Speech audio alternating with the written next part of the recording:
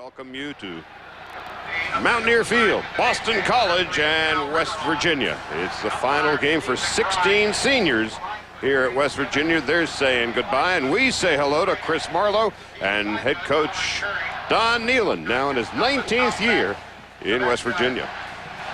Thanks, Charlie. Coach, coming into this game, two of your key players were questionable because of injuries. First, can you give us an update on John Thornton?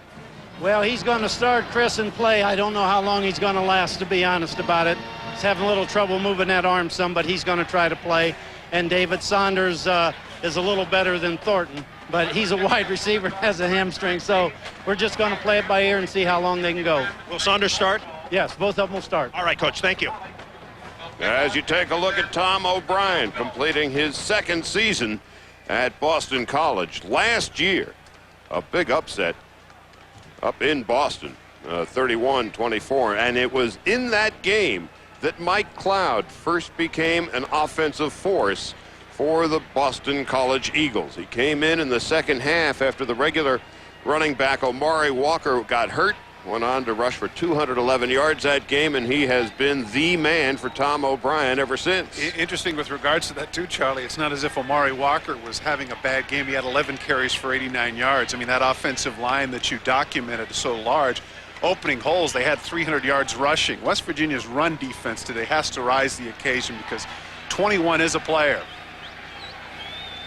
David Saunders, the wide receiver for West Virginia, comes in today with a gimpy hamstring, and with the temperature being 34 degrees, it will be very interesting to see if he can loosen that thing up.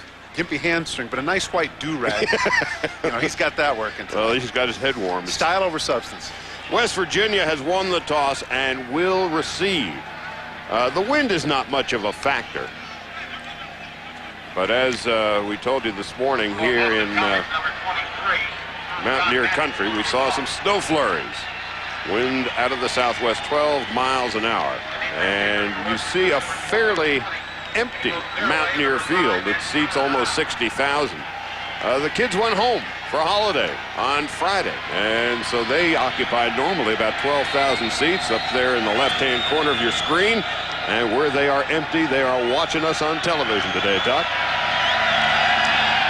Amos Zeraway and Antonio Brown are deep, and here is Zeraway a yard deep in the end zone. Amos gets to the 15-yard line, and he will lead the offense out. Amos Zeraway thinks this may well be his last game in Morgantown. He can hop to the NFL next year, and in talking with him yesterday, he is actively considering that possibility. On the offensive line, a large line, you take a look at David Saunders. We told you about him and his hamstring. On the offensive line, only Solomon Page will return here next year. All of the other big fellas are seniors and on their way out of town. As you take a look at Page, 6 feet 6 inches, 300 pounds, and he's a junior. And here comes the first play of the game with Zeraway the single back and Ivory in motion. And here's Famous Amos, picking up about 9 yards on the play. Defensively for Boston College, and this is where they have been suspect. With Adam Grace hurt today, Chris Hovan moves over to the tackle spot, and Antonio Garay will get the start in the middle. The linebackers, Brian May is a name we will call an awful lot today. He is their leading tackler despite missing 1 game this season, and Pedro Sereno missed 2 games this year with a neck injury. And so we're underway. It's 2nd down and 3. And here's Zeraway. And he's got enough for the first down across the 30 to about the 33-yard line. One of the things that West Virginia is able to do this year, Charlie, that you pointed out at the top of the show, is they can be a little bit diversified. First play of the game, 2 wide receivers, 2 tight ends, come back 2nd and 3 out of the shotgun, giving the impression that they're going to throw hand off to number 20 and get the first down. So to the 32. Amos Zeraway, listed at 5'10", but he's really about 5'8", weighs 202 pounds. And again, the single back. 3 wides, 2 tight ends, and Zeraway again. And Zeraway across the 35 and picks up 5 more yards. Charlie, you mentioned his height. I think that the Emmitt Smiths and Barry Sanders of the world have proven that that's really inconsequential. You mentioned his physique. It's almost ideal anymore for a running back to be about that size. That's the size of both Smith and Sanders. And before him, of course, you remember a Chicago Bear running back by the name of Walter Payton, sculpted in pretty much the same manner, about 5'10", 204. So ideal size for an NFL running back. 3 carries, 19 yards already for Zerowick. And here's Bulger's first pass.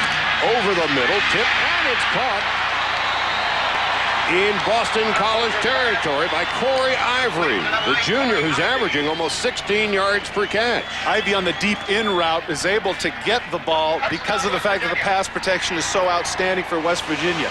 Take a look at Bulger. This is actually his second option. Great concentration up part of Ivy with the tip ball to maintain possession. Look at that. Able to look him off. There's the throw. There's the tip. Chamberlain, 44. Part of Chamberlain, but still, nice catch by Ivy. We figured there'd be a lot of offense today, and so far, West Virginia having its way. And look at Zerowick. He's gone.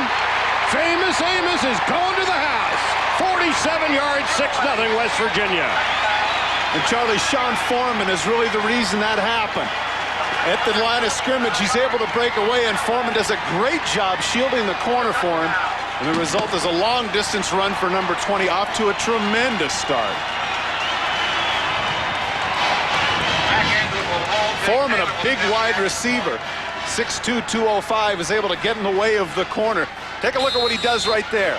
There he is, blocks just untouched on the part of number 20. And Jay Taylor's extra point is no good.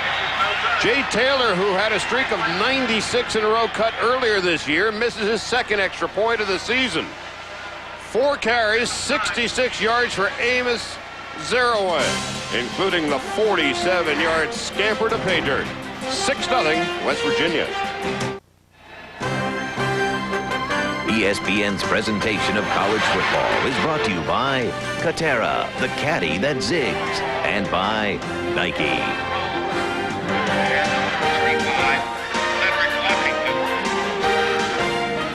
Amos Zerowick's longest run of the season, 47 yards.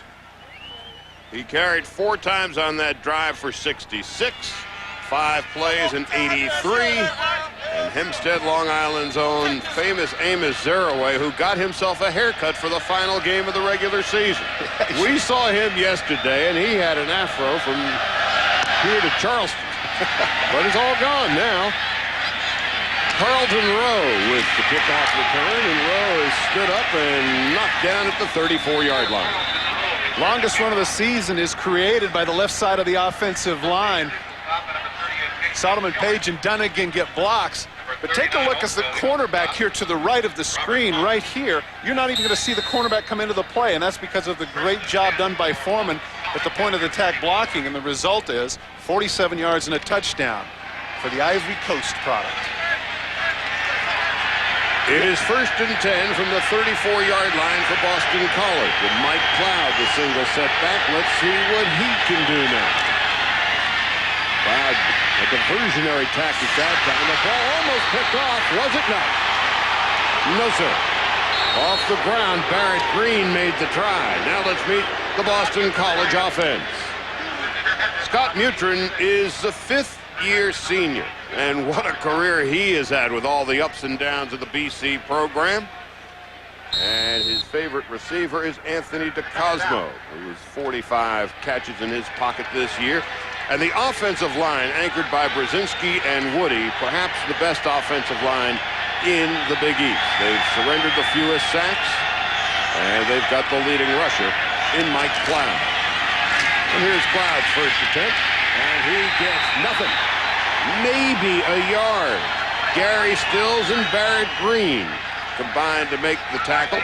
Now the defense for the Mountaineers. John Thornton, a question mark coming into the game with a hyperextended elbow, and he's going to be facing Damian Woody, and that's going to be a battle.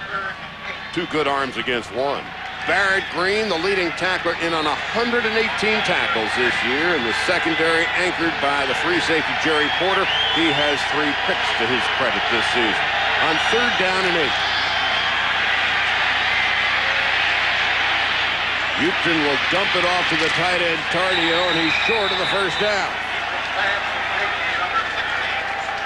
Excellent pass protection on the part of Boston College, but it also showed that the secondary for West Virginia was where they were supposed to be. Newton's going to dump it off to Tardio, who had stayed in to block, and here's the issue. Can he get the first down?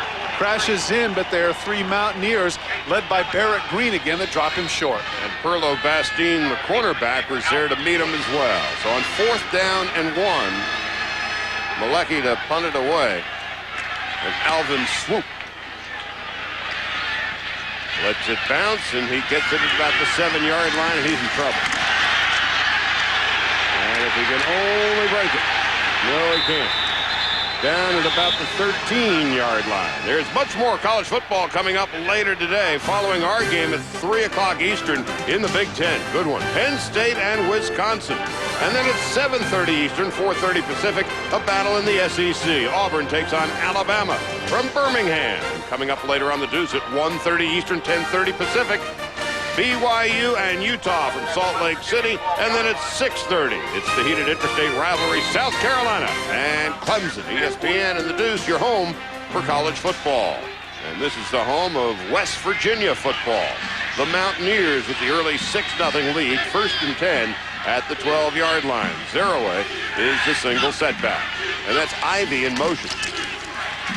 And here is Zeroaway. This time he gets back to the line of scrimmage, and really that's about all. Willie Wright, the outside linebacker, makes the tackle. Pretty important for Tim Rose and his defensive people to hold West Virginia here. You don't want to go 2 straight drives where you just gave it up, because Boston College coming into the game at 4-6. This man, as you pointed out, Charlie, had a great line regarding the number of emotional bullets that a team has throughout the year. He wants to make sure that this team hasn't used them up coming into the finale. Final game of the regular season for Boston College. This will be their 4th consecutive year with a losing record. Zeroaway brought down behind the line of scrimmage by Wright and Hovan. So it'll be 3rd down now and about 10 yards to go. Well, Wright is the strong safety, and so this is indicative of what Tim Rose has decided. He's saying, hey, look, you know what? Make them beat us with somebody else besides Zeroaway. Make Bulger make some plays. He had 8 in the box there. You saw Chris Hovan there with his incredible Hulk. I saw his dad before the game. He wasn't painted up, was he? No.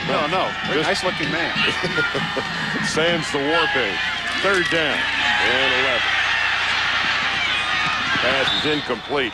Corey Ivy, the intended receiver, and so this time 3 and out as the Boston College defense flexes its muscles under coordinator Tim Rose. And Tim Rose has reason to be excited. This looks like a completely different defense. Here comes the pursuit from the backside, untouched. Fortunately for Bulger, he is on the roll. But as a result of being on the roll and being pressured from the backside by Chamberlain, he throws it awry.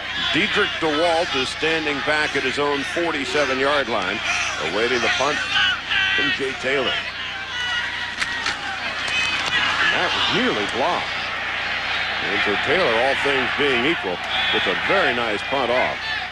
And DeWalt gets out of the way. The ball drops dead at the 48 of Boston College, a 41-yard punt, and no return. Last year at Chestnut Hill, West Virginia built a 17-3 second quarter lead behind the running of famous Amos Zeroaway.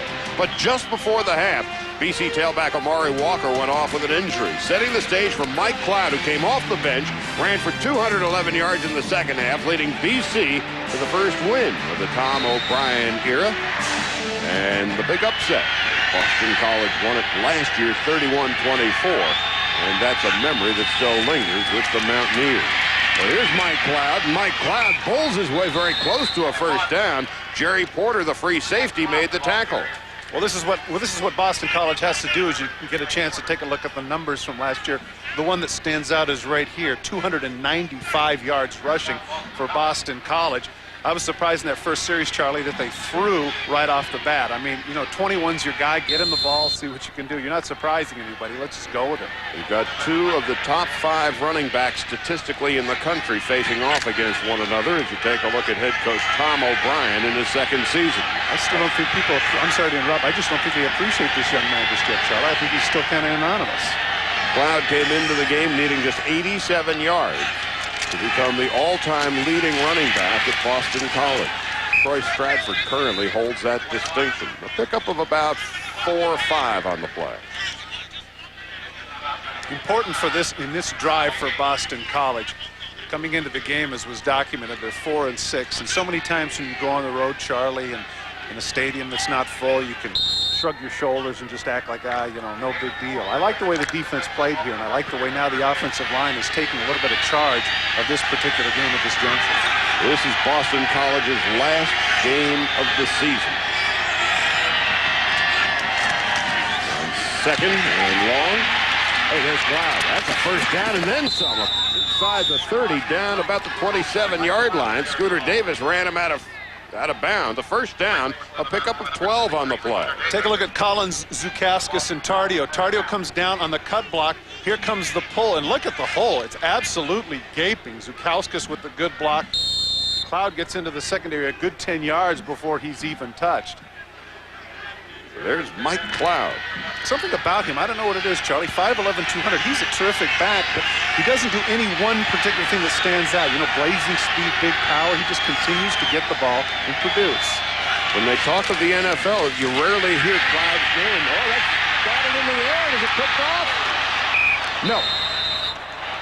It was tipped by Tompkins and nearly picked off by Charlton Forbes, the nose guard.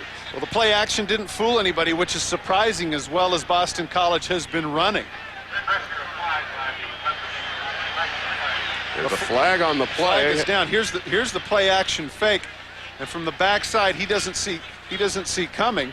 Gary Tompkins, who forces the pop up. Ball's just about to get picked off. Good opportunity, but that's heads up. Illegal touching by the offense. But now, see, that's it. This is interesting to me because really the defensive player is the one that touched it along with the offensive lineman, so that's strange. Illegal touching could be arrested in some states. And here it's just a 5-yard penalty. Well, nonetheless, Tompkins is the guy that made the play. Coming on the blitz, he's the one that forces the pop-up. The referee today is Al Reverone. And so the line of scrimmage pushed back to the 31. First down and 15 yards to go. Cloud, the deep back in the I formation. And that's Tardio in motion up to the far side of the screen. Here's Cloud. No, it isn't. Yes, it is. Cloud to the 25-yard line. So nice play action by the quarterback, Mutrin. One of the things that Cloud does do well that sometimes is underrated is his vision. He's able to see the holes. Here's kind of the sprint draw, takes a look, cuts off the blocks. A lot of times running back coaches say, don't cut in the hole, but he has quick enough feet that he's able to get away with it. His offensive coordinator, Jeff Jagosinski, told us any number of times that Cloud does not have exceptional breakaway speed, but what he does have is outstanding peripheral vision. On second down and 9, Mutrin throwing sideline, and it's complete. DeCosmo to the 10 and brought down inside the 5-yard line by Chris Edmonds, a pickup of 21 yards. Anthony DeCosmo with the reception, and now we bring in Larry Beal for our first update of the day. Larry? Hey, Charlie, you're watching Cloud and Zeraway. How about Michael Wiley at tailback? Takes the pitch. Ohio State and Michigan breaks the tackle, and he is gone. 53 yards for the touchdown. Buckeyes trying to ruin Michigan's Rose Bowl hopes. They'd like to go to Pasadena themselves. 7-0. And so Ohio State with the early lead. And there's a flag on the play back here. So foul by the offense. 15 yards. First down. Well, that's what happens to teams that are coming in 2, 3, 4 games under 500. Charlie, what I think happened is an offensive lineman in his zeal to get downfield hit somebody a little bit late. I mean, they'll still have their first down, but obviously a lot farther away from the goal line. First down and 10. Back at the 19-yard line. Instead of first and goal at the 4. Here's Cloud. And Cloud is stood up not quite to the 15-yard line by Kyle Caden, 45, the freshman from Fremont, Ohio. That's the kind of textbook tackle. This is how they teach you. Get your butt down and get your face in the chest and drive the man backwards. Cloud at the point of the attack gets a good block from the fullback, cuts inside. There's Caden along with Barrett Green. Of course, he is getting some help, but down he goes on his backside. Still 4 yards. Still picked up 4 on the play. That's making something out of nothing. Cloud, 6 carries and 38 yards. And here's Cloud again inside the 10 and very close to the first down. West Virginia's defense almost to a man. Especially the prominent players are quoted in the paper talking about how, you know, they took it from us last year, but we're going to make a big difference this year, and we're going to get up in their faces, and we're going to attack. Well, thus far, Charlie, West Virginia has been unable to stop the running attack. And again, let's give the offensive line credit, those big guys up front. There are a lot of guys, Charlie, that are 300 pounds. But as you pointed out, the combination of the least sacks and having the leading rusher says a lot about the front 5. Yeah, that's no fluke. It's not just a great running back. I mean, so they are doing a complete job. That big offensive line. Flag on the play. And that is Cloud taken down by, once again, the ever-present Kyle Caden. But a flag. It appeared that somebody moved in the offensive line for BC. False start by the offense. If BC doesn't hurt themselves here, they'd already be up a point, Charlie, with that pass and catch down to the 4. But personal foul, and now this certainly has to frustrate Tom O'Brien. Well, you take a look at 5th-year senior quarterback Scott Mutrin. You know, he arrived here at Boston College at any rate. Tom Coughlin was the guy who first recruited him. And then Dan Henning, and then they had the horrible scandal a couple of years ago. And so it's been a bittersweet college football career for him. Not so Mike Cloud, who's brought down at the 12-yard line. Tompkins, nice open field tackle, but once again, the counter tray continues to create big holes on the right side of the offensive line. Here's the tackle and guard pulling. Cloud right behind him, cuts to the outside. Now Tompkins shakes off a block and drops Cloud right in his tracks. That's a nice tackle there. And to see the block by 74 Brzezinski. They think he is a 1st or 2nd round draft choice, the left guard for Boston College. 2nd and goal at the 11-yard line. Mutrin going to throw, and he throws it behind his intended receiver, Derek Crittenden. Had what he wanted on the weak side. He had man coverage. And he had the guy that he wanted defensively in Scooter Davis, who was the one that got burned earlier by DeCosmo, but he threw it behind him. So it is 3rd down and goal at the 11-yard line.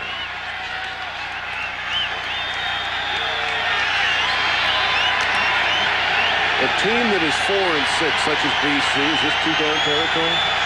They get close enough? No, especially because of the missed extra point.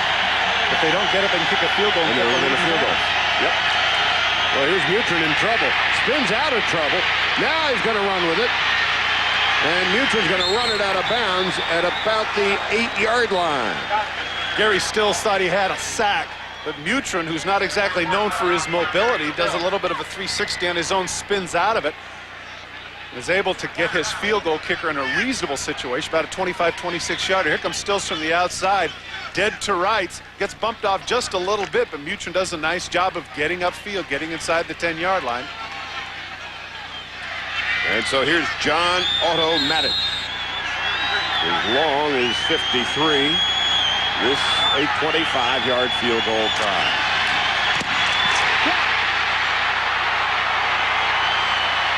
Well, look at this. Finally, Adam Newman, a reserve linebacker, brought down with the ball, but West Virginia stifles BC's most serious scoring threat with a blocked field goal. Charlie, we talked about the fact that Scooter Davis got burned on a couple of plays, but he's the guy that's able to come through, lay out, and make the block. Scooter Davis is on television because of a blocked field goal try. Adam Newman, who is the up back, take a look right here. He's a little bit too far back, whereas the up back here is not. Scooter Davis is able to break down the angle. Look at him lay out almost right on top of the kicker. Bad blocking on the part of the Boston College right side of the offensive line afforded Davis the opportunity to make a great play. And so now let's see what West Virginia can do with the ball in its third series. Zeroay had 4 carries for 66 yards in his first go-around. 2 carries for -1 the second time. And now he picks up 10 on the third try.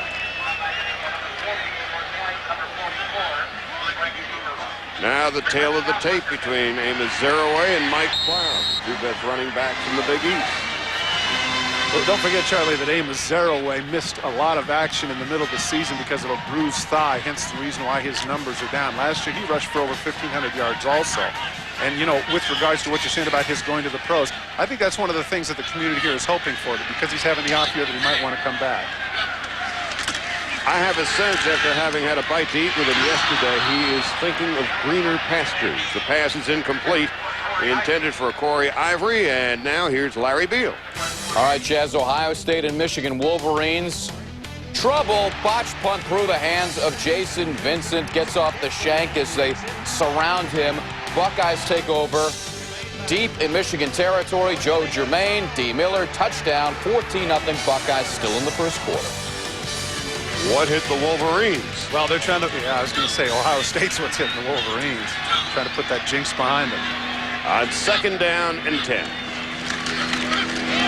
Well, here's Zeraway, and Zeraway gets back to the line of scrimmage. And so BC is clogging the middle, and at the moment, Zeraway has been frustrated. Well, with the exception of the one throw to Ivy on the deep in route, Bulger hasn't really made any plays of consequences. So this affords Boston College the opportunity to jam up in there and see if they can take Zeraway away.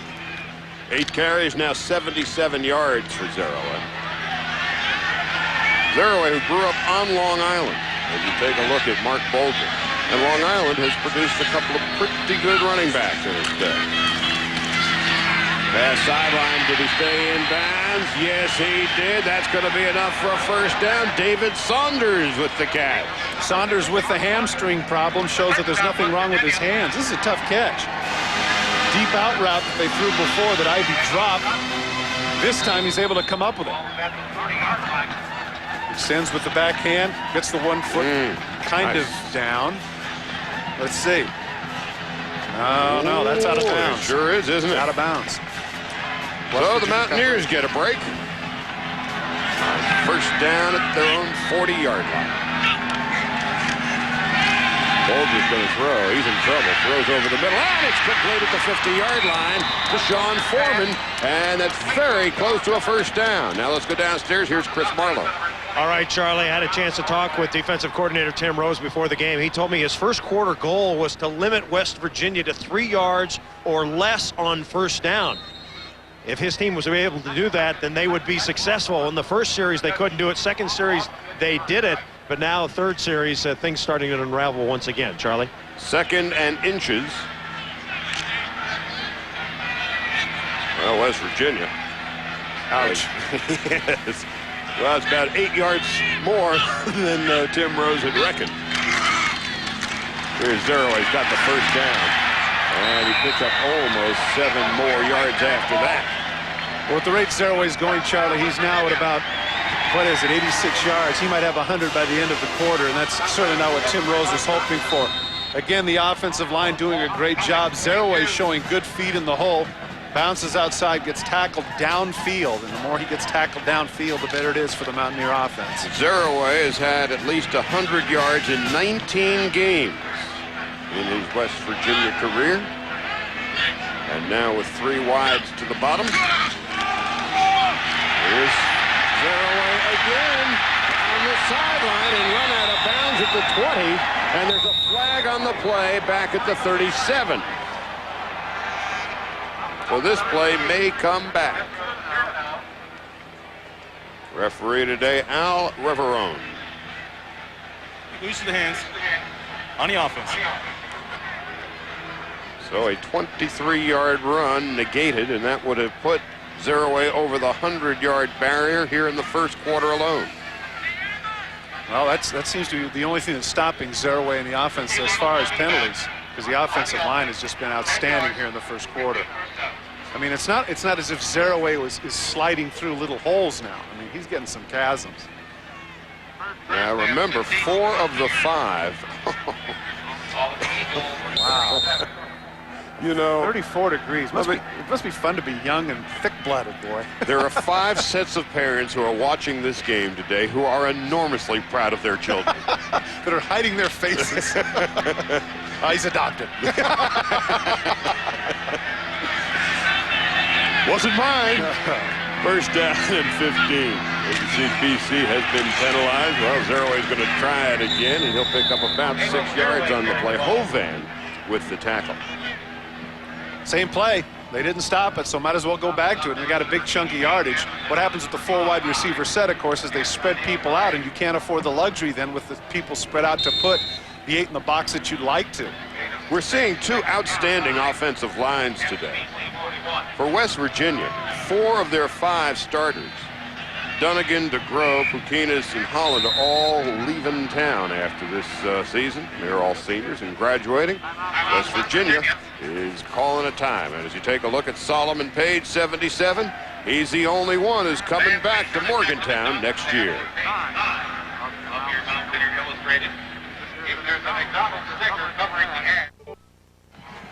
As we mentioned, the students went home on Friday for the Thanksgiving break, and those big chunks of empty seats you saw up there, that's where they normally sit. It is second down and 9 yards to go. As you see, a much wider offensive scheme employed by West Virginia. Moves the pass, and it's complete down to the 20-yard line. Corey Ivy in a first down. That's a great catch as he took the whack from Serino. What's impressive about this, too, is Mark Bolger. Take a look at how he double clutches and gets the ball down to Ivy, and as you get a chance to hear this collision.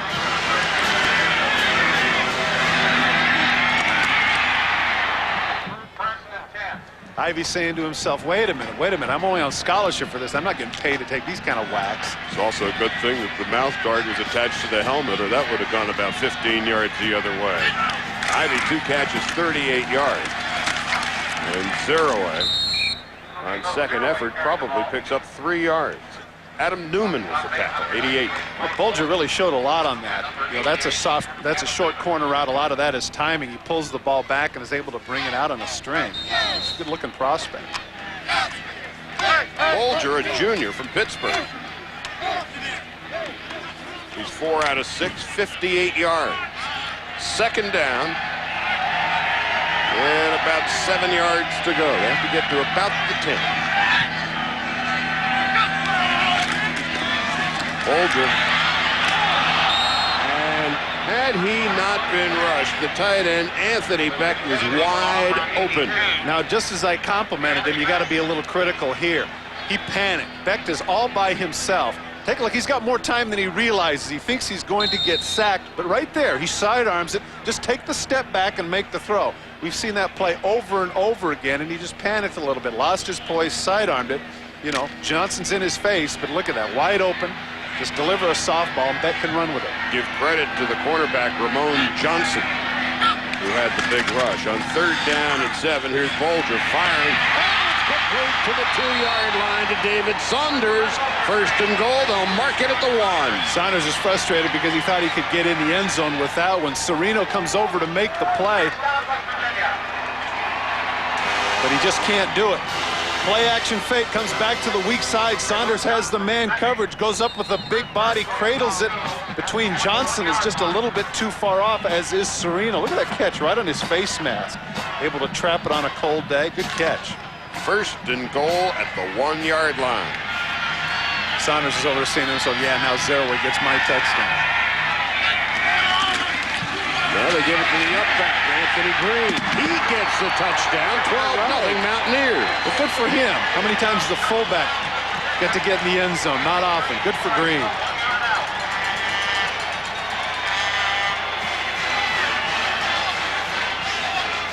For Green, his 4th touchdown of the year. Well, you just assume that Zeroue's going to get it, but number 49, the upback, gets the quick handoff. Look at the hole. Head-to-head with Chamberlain, but it's just not enough, and he's able to bowl his way into the end zone. And now the Mountaineers, of course, because they missed the extra point earlier, now have to go for 2. 1 if by land and 2 if by air. Well, they got 2 wides down to the bottom. And whistles blow. Flag on the flag. And a flag. I don't think it's a given here, if this does go against West Virginia, that they might just go with the single point. Dead ball, delay a game, on the offense, 5 yards, replay the extra point. And here's why, Charlie. Because here we are near the end of the first quarter. you know, this is a 13-point situation isn't bad just because of the fact that, you know, there's so much time left and a touchdown and 2 field goals. You know, that happens all the time. So I think that's what they're going to do here is probably go for 1. Indeed they are. And Jay Taylor, who missed his first extra field goal or extra point try, he has been suffering with a hip pointer for about 2 months. And this one is also no good. And so Jay Taylor, who earlier in the year had a string of 96 in a row come to a halt, has now missed 2 today. And so that hip pointer, especially on a cold, damp, dreary day as it is here in Morgantown, is clearly affecting the West Virginia place kicker. Coming up later today on ABC Sports, more college football regional action. You'll see either Florida and Florida State, USC or UCLA, or Kansas State and Missouri. That's coming up at 3:30 Eastern Time, 12:30 Pacific. Check your local listings for the game in your area, and don't forget ESPN's game plan for the games not in your area. Don Nealon in his 19th season here at West Virginia. He has sent his teams to a bowl game 11 years, and they appear to be headed on their way to their 12th. But he is a little peaked at the moment. Well, he's screaming. It looked like he was screaming a little bit at the holder, Zach Anglin, but he was able to get it down, and he is frustrated. You know, coaches typically, because the kicking game, I mean, an extra point, for goodness sake, that has to be a gimme. And so a 12-0 lead for West Virginia. But Boston College, despite being outplayed, must feel heartened. They're still very much in this game as a result of the 2 blown extra points. That's Cedric Washington, 35 at the 10. He's got a hole.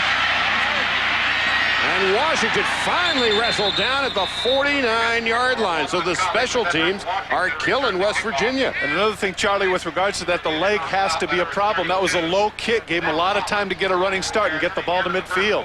We have come to the end of the first quarter. West Virginia with the early 12-0 lead. Amos Zaraway put West Virginia on the board first.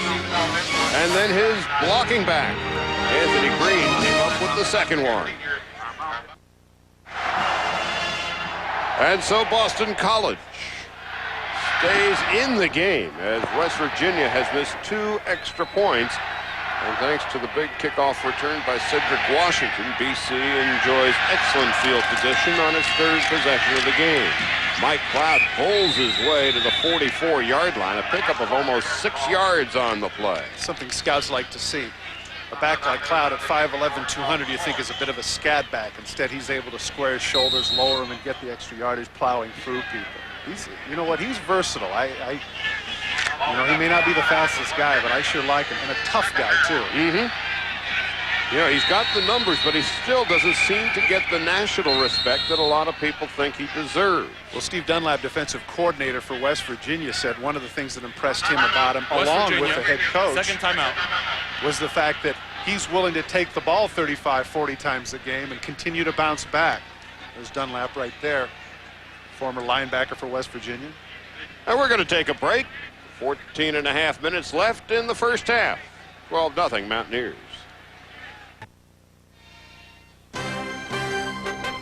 ESPN's present is brought to you by the Pontiac Sunfire. Hot set of wheels. Money left to burn.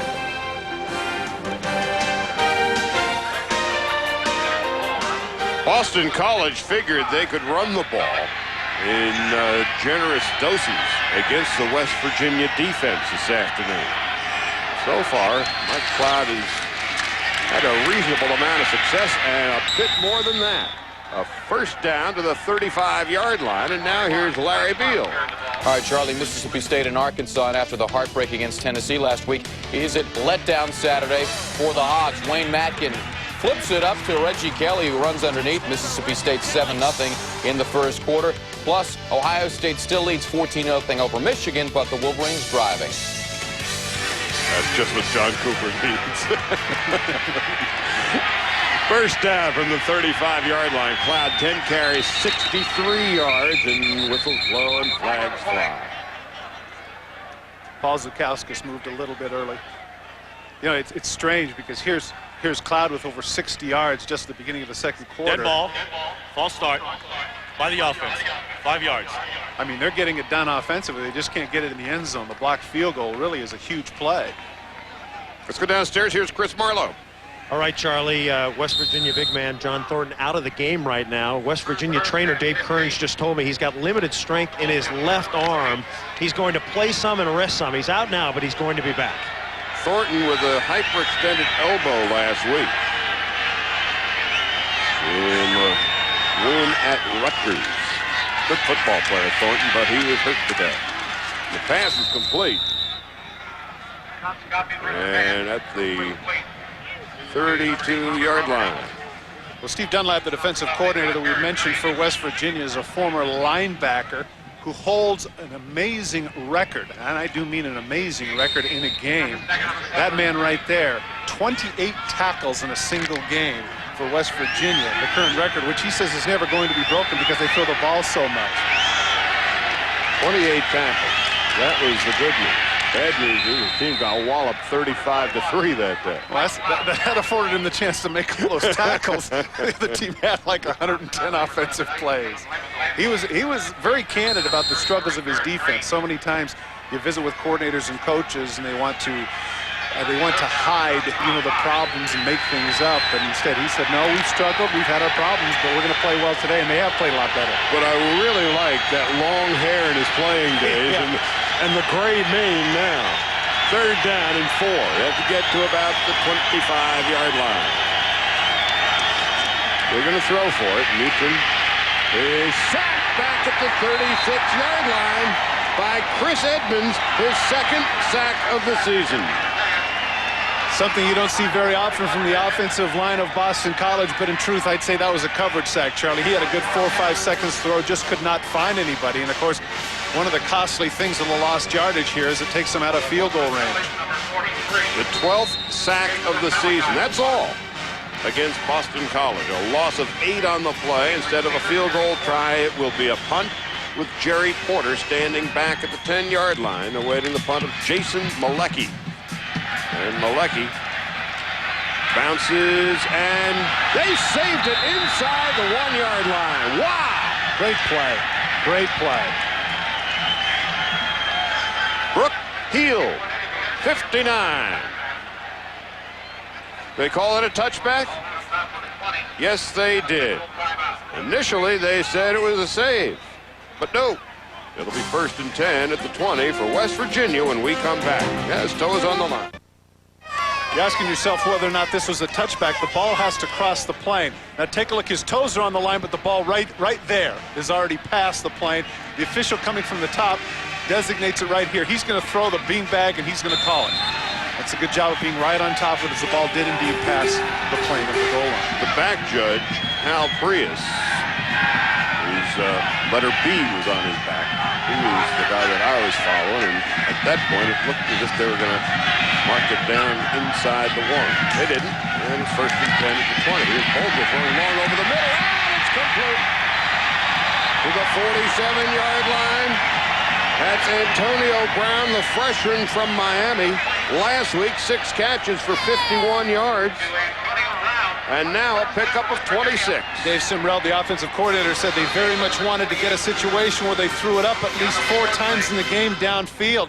Really, that's not bad coverage, but great job by Brown of hanging on to the ball. Jonathan Ordway, a freshman like Brown, was all over Brown. But Antonio with his first catch of the day. 1st and 10 at the 46. Zeraway gets nothing. Well, whatever Tim Rose has done to make some adjustments, he has successfully shut down Zeraway since that first series outburst. Well, if shut down means 12 carries for 100 yards, I guess so. But after the first series, when he had about 66 yards in the first series. He's been relatively quiet since. Well, what's happened, though, is with the 8 guys in the box and the single coverage, now that affords West Virginia the opportunity to throw the ball up, and Bulger's taking advantage. 9 carries for 35 yards since that first series. 2nd down and 9. Well, Zeraway doesn't get much this time either. Antonio Garay made the tackle. Well, here's where the pressure falls to the secondary of Boston College, which is primarily a zone defense team.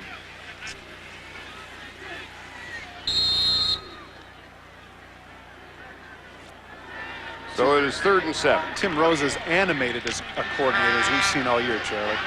He's very much into it. His second season at BC. As a head coach at Miami of Ohio. And here's Bulger from the shotgun. And a wide open David Saunders fumbles the ball. And he gets it back, and it's going to be a first down. Charlie, it's going to go back anyway because there's holding. Back at the 40-yard line, a flag on the play. Holding on the offense.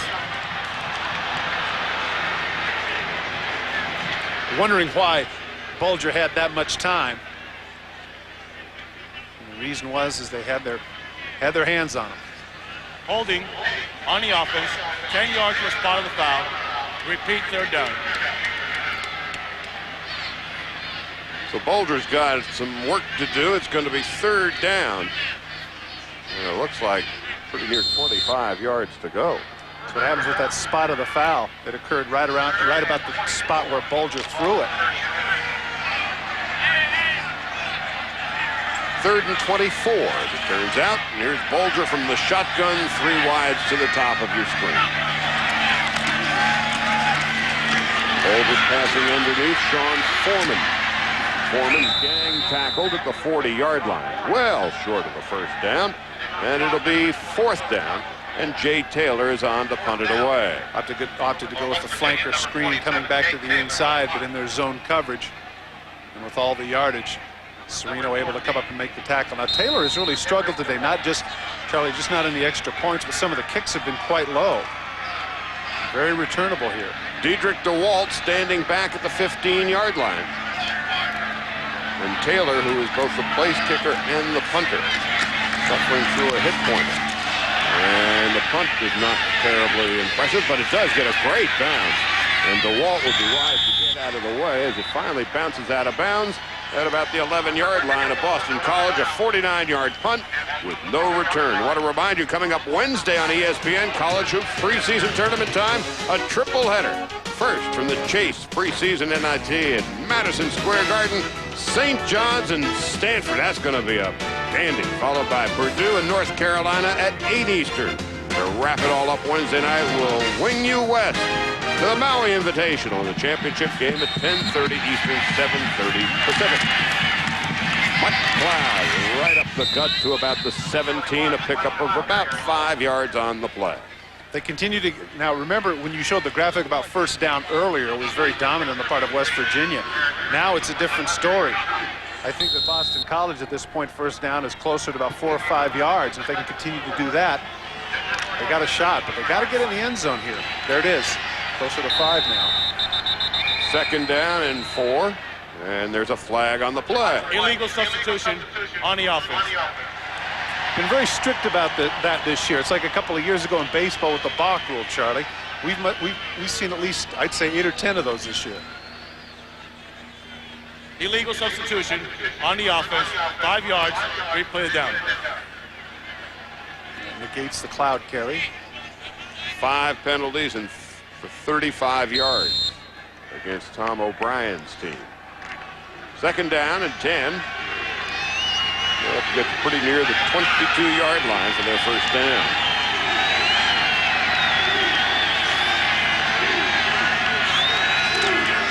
Here's Cloud. And boy, did he find some wiggle room, didn't he? Out to about the 18-yard line, a pickup of nearly 7 on the play. Chris Edmonds made the tackle. Watching him run, Charlie, reminds me of how important it is for young people to skip rope, dance, do little things like that that are seemingly innocuous. Watch his feet in the hole. He dances a little bit, move, move, move, move. Look at the feet. You know, if you're one of those people, that's great if you can run a 4.40, but that's straight ahead. The game is lateral, and in some cases, you need to do things like that. He looked like a downhill slalom skier. Yeah. 3rd down and 7. Cloud again, not this time. Tompkins is in on the tackle, and so was Stills. Neutron struggling a little bit, and so third and about 2.5, they say to themselves, hey, let's give it to our best guy. But he just couldn't get it. Great penetration on the part of West Virginia. Watch the right side of your screen. Stuffing the blockers, and great pursuit from the backside on the part of Stills, who shows that with lunch with him yesterday, maybe he really can run 4.55 like he said. He had 15 tackles last week against Rutgers. Nice punt. Good bounce.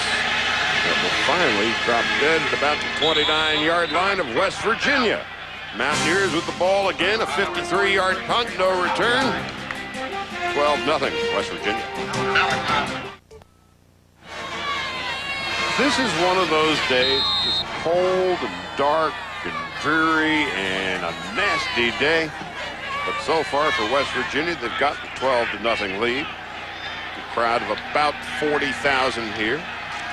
Most of the students have gone home for the Thanksgiving holiday. Here's Bolger doing a nice job of getting out of the way. Tries to dump it off to Anthony Beck, but is unable to do so. As you pointed out, Charlie, in that first series, Zeraway looked like he was going to have like an NCAA record-type game, but since that time, the defense for Boston College has put the clamps on him a little bit. Zeraway with 228 yards last week. Here's Rutgers. Although still, you know, 14 for 103 is not awful. 103 yards, and we still have 7 minutes and 19 seconds to go here in the first half. Zeraway, the lone setback. Here's Amos. And there's a flag on the play.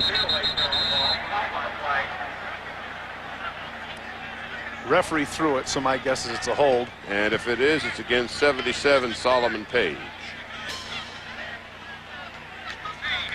Holding on the offense. You saw Solomon Page just wave his arm and say, nah, you're nuts. But of course, if you ask any offensive lineman, they're never going to concede to the fact that they hold. One notable exception, and that was Gene Upshaw, an old teammate of mine. Really? Yeah, he'd just say, yeah, I hold. Maybe his grammar wasn't quite what. No, a little different syntax than that, but he would confess the point that he could hold. Well, he's a negotiator even then. That's right. Huh? Yeah, that's right. Second down, 19 yards to go for West Virginia. Bolger from the shotgun. This is so foreign to what you used to think of West Virginia in their offense. And here's Zeraway brought down behind the line of scrimmage. Well, Dan Simrell, their offensive coordinator, made the point that he wants teams to have to cover space, not just match up time and time again with individuals. There you take a look at Simrell. There he is with the glasses on his head. He's the offensive coordinator. And he used to be a head coach at the University of Toledo. And Tim Rose, the defensive coordinator for Boston College, used to be the head coach at Miami of Ohio. So they go back a very long time against one another. The offensive coordinator for West Virginia and the defensive coordinator for Boston College going head-to-head this afternoon. Here's Bolger throwing long down the sideline and incomplete. Nice defensive play, tipped away at the last minute by Jonathan Ordway. You know, Jonathan Ordway struggled against Navy. He got beat on a post pattern, very costly, and since that time, he's been playing some really good football. When we had their game in Miami, as I recall, Charlie, he was their player of the game with a fumble recovery and 10 tackles and about 3 passes defensed. A freshman from Florida. And so now, suddenly, West Virginia, which came out with both barrels blazing in the first quarter, they have slowed up considerably here in the second quarter, with Taylor to punt it away and DeWalt standing at his own 40-yard line. Low kick. That's going to give DeWalt plenty of room to return. DeWalt almost busted it. As is, he returns it to about the 32-yard line where Sean Foreman made the tackle. 38-yard punt, 24-yard return, a net of 14, and BC's in business.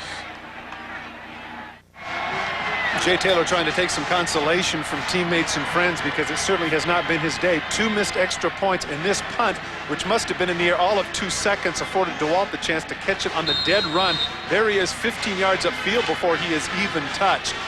Sometimes in the kicking game, those things that are seemingly innocuous come back to bite you. In that case, no hang time gave DeWalt the chance for a 14-yard net. And Sean Foreman, had he not made the tackle, BC would have had themselves 6 points.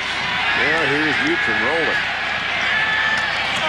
He's going to take it himself, run out of bounds. He takes a lick at the 27-yard line. And West Virginia's very lucky they didn't get a flag. Barrett Green ran him out with serious intentions. Well, Green's their big hitter, and right there, it's a legal play. He was certainly in bounds. It's just that he hit him so hard he's about 6 yards out of bounds. You figure that he wasn't, but Green, as a player, former strong safety, 6'1", 215-pounder, leading the team in tackles. Double digits almost every game for number 33. And what's interesting about Barrett Green is that he is playing with 2 bad thumbs. One that is broken and one that is, if you take a look at that little cast on the right thumb. As Don Nealon said to us yesterday, one that's broken, one that's just really messed up. But I asked, is that a medical term? It is 3rd down now and about a yard to go as Landolt made the tackle on Cloud. And Cloudy came into the game needing 87 yards to become the all-time leading rusher at Boston College. And he is closing in on that number in a hurry. You asked me earlier about 2-down territory. I would think this is a situation, Charlie, if they get stuck to it, that they might go for it on 4th. Well, everybody's bunched up real tight. They give it to the up back, Cedric Washington, and it's going to be very close.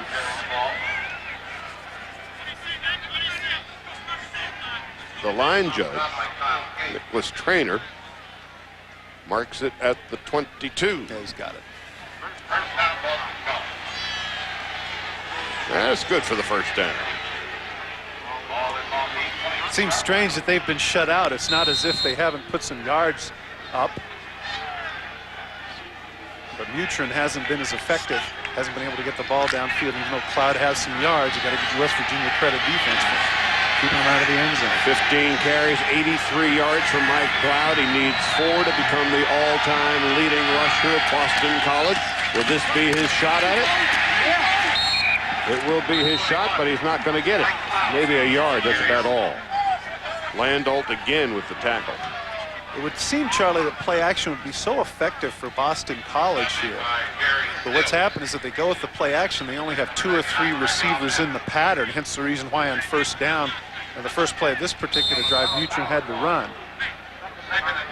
It's one thing to be protection conscious, but you have to have some people to throw to put some pressure on the secondary. Mutrin 3 of 5 for 36 yards. Here's Cloud, and with that run, he's become the all-time leading rusher at Boston College, and a touchdown to boot. Once again, the counter tray, which they had run so effectively to the right side, this time they go to the left. You can see the pulls and the blocks. Just a great job of the offensive line on the misdirection play. Here comes the pull. Watch at the point of attack. Here he's going to make the block. Now we cut to the outside. Gets the good blocks downfield, shielded, and goes all the way to the corner of the end zone. Good angle on the part of Cloud to get there. And good block at the point of attack for Boston College. And here's John Madish, 31 out of 31 for extra points. Dead solid perfect. He's now 32 for 32. And congratulations to Mike Cloud on the 21-yard touchdown run. 17 carries, 105 yards this afternoon.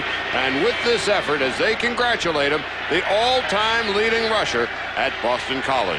Let me give credit where credit is due, Charlie. Dan Collins, the right guard, is the one that is able to get out front and get that block at the point of attack for Cloud. Interesting that yesterday, one of the things that the defensive people for West Virginia talked about is saying that we want to shut him down so he can't get that record. Well, here it is, Charlie, with 4 minutes and 9 seconds remaining in the first half. He already has the record, already has 100 yards. Everybody was saying there's no way he's getting 211 again. Well, maybe not. Now, you remember last year, Amari Walker was hurt in the first half, and he was the everyday starting running back for Boston College, and Mike Cloud got an opportunity to play at Chestnut Hill. Came in off the bench in the second half, rushed for 211 yards, and he has been the BC rushing leader ever since, and the all-time leader on his performance today. Impressive consistency too, Charlie. He has only had one game this year, and that was against Miami, a game that you and I did, where he did not get 100 yards. So he's a guy you count on game in and game out. And next Saturday, Miami and Syracuse for the Big East Championship up at the Carrier Dome. We saw, of course, Syracuse last week. Here's Brown, and he is brought down at the 27-yard line. Tomorrow night at 8:15 Eastern on ESPN Sunday Night Football, the Saints face off against Jerry Rice and the 49ers. And then on Monday night on ABC Sports, Monday Night Football at 8 o'clock Eastern, 5 Pacific, Dan Marino and the Dolphins take on the Hartford Patriots. ESPN and ABC, your exclusive networks for primetime NFL football. I knew it. We got a team in town, pal. I knew the We got one now. I knew the Connecticut guy would jump in with that. 1st and 10 at the 29-yard line. But next week up at the Carrier Dome, Miami and Syracuse. Oh, yeah. Miami has been a team that has been improving steadily from the beginning of the season. And here's Zero, and he gets maybe a yard, and that's about all. Let's go downstairs now to Chris Marlowe. Charlie, this week a reporter asked Don Nehlen if revenge was on his mind for last year's upset. He answered, revenge is not a good word. It's a word that's a little sleazy. I've never used the word revenge with my team. Payback is the term I prefer. Make no mistake about it, Don Nehlen wants this one bad. Charlie? Well, at the moment, his team is struggling, leading only by 5 after squandering a pair of extra points. 2nd down now and 9.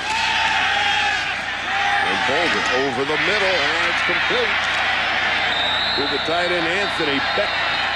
And that's enough for a 1st down at the 42. And coming off that, there's a flag way back at the 22-yard line. Charlie, I think there's going to be a late hit. Late hit on the part of... Roughing the passer on the defense, 15 yards from the end of the run. First down. Really kind of foolish here, particularly since it was kind of a short pass. Bulger looks left, comes back to the right. There's the throw, and right at the end, there's just no reason for that to be done by Mike Willits, one of their leading sackers. But in that case, you're going to hit the guy in the back of the head when the ball's already thrown right in front of the official. He's got to drop the flag. Defensive coordinator Tim Rose. Well, he's not happy about it, but you got to call it. And Bulger with that completion is now the record holder for West Virginia, single season, 2,576 yards. The numbers you see right there are indicative of the fact that West Virginia, with their 2 touchdown lead, is pretty much playing not to lose as opposed to playing to win. And Zeroy again has been slowed up, and this time behind the line of scrimmage, a loss of 2. Now let's go to Larry Beal for an update. Larry? All right, Charlie, National Car Rental halftime report is coming up. Highlights of Michigan and Ohio State. It's a bounce-back game for Arkansas against Mississippi State today. Kirk and Lee will join me on this big day of rivalries. We'll preview all the big ones. That's coming up at the half. All right, we'll see you in just a few minutes. We've got 2 minutes and 37 seconds to go in the first half, and the clock is running. BC with 3 timeouts left. West Virginia has but 1. And here's Bolden quickly throwing to the sideline. That's Ivy. Ivy is run out of bounds at the 30-yard line, and that's more than enough for a 1st down. A pickup of 15 on the play. Ramon Johnson slipped, and Ivy is able to get some extra yardage. He makes a nice cut. Get a chance to see him in isolation. Take a look at Ivy driving him downfield. Slides to the outside. Ramon Johnson slips. Ivy able to get up and get the extra yardage. I like the way Ivy runs his routes. He's their 3rd leading receiver at West Virginia, behind Saunders and Foreman. With those 2 guys graduating, Ivy, I think, could be the Stone Star next year. He's averaging 16 yards per catch. 1st and 10 at the 30. Here's Zeroy. Zeroy's got some room. Zeroy is gone. Touchdown. He was silenced for the better part of the 2nd quarter until that 30-yard burst through the middle. And here's something where you look back and you say, you know what, this is how costly a penalty is. You know, okay, get the 1st down, get a 9-yard gain, no big deal, but you tack on the 15 yards, suddenly West Virginia's got a lot of confidence heading downfield, and those are the sorts of things that you just can't do, especially against a good offense like West Virginia. Zeroy down 19 carries for 132 yards, and Jay Taylor finally makes good on an extra point. And the Mountaineers shoots off his musket. 19-7, West Virginia.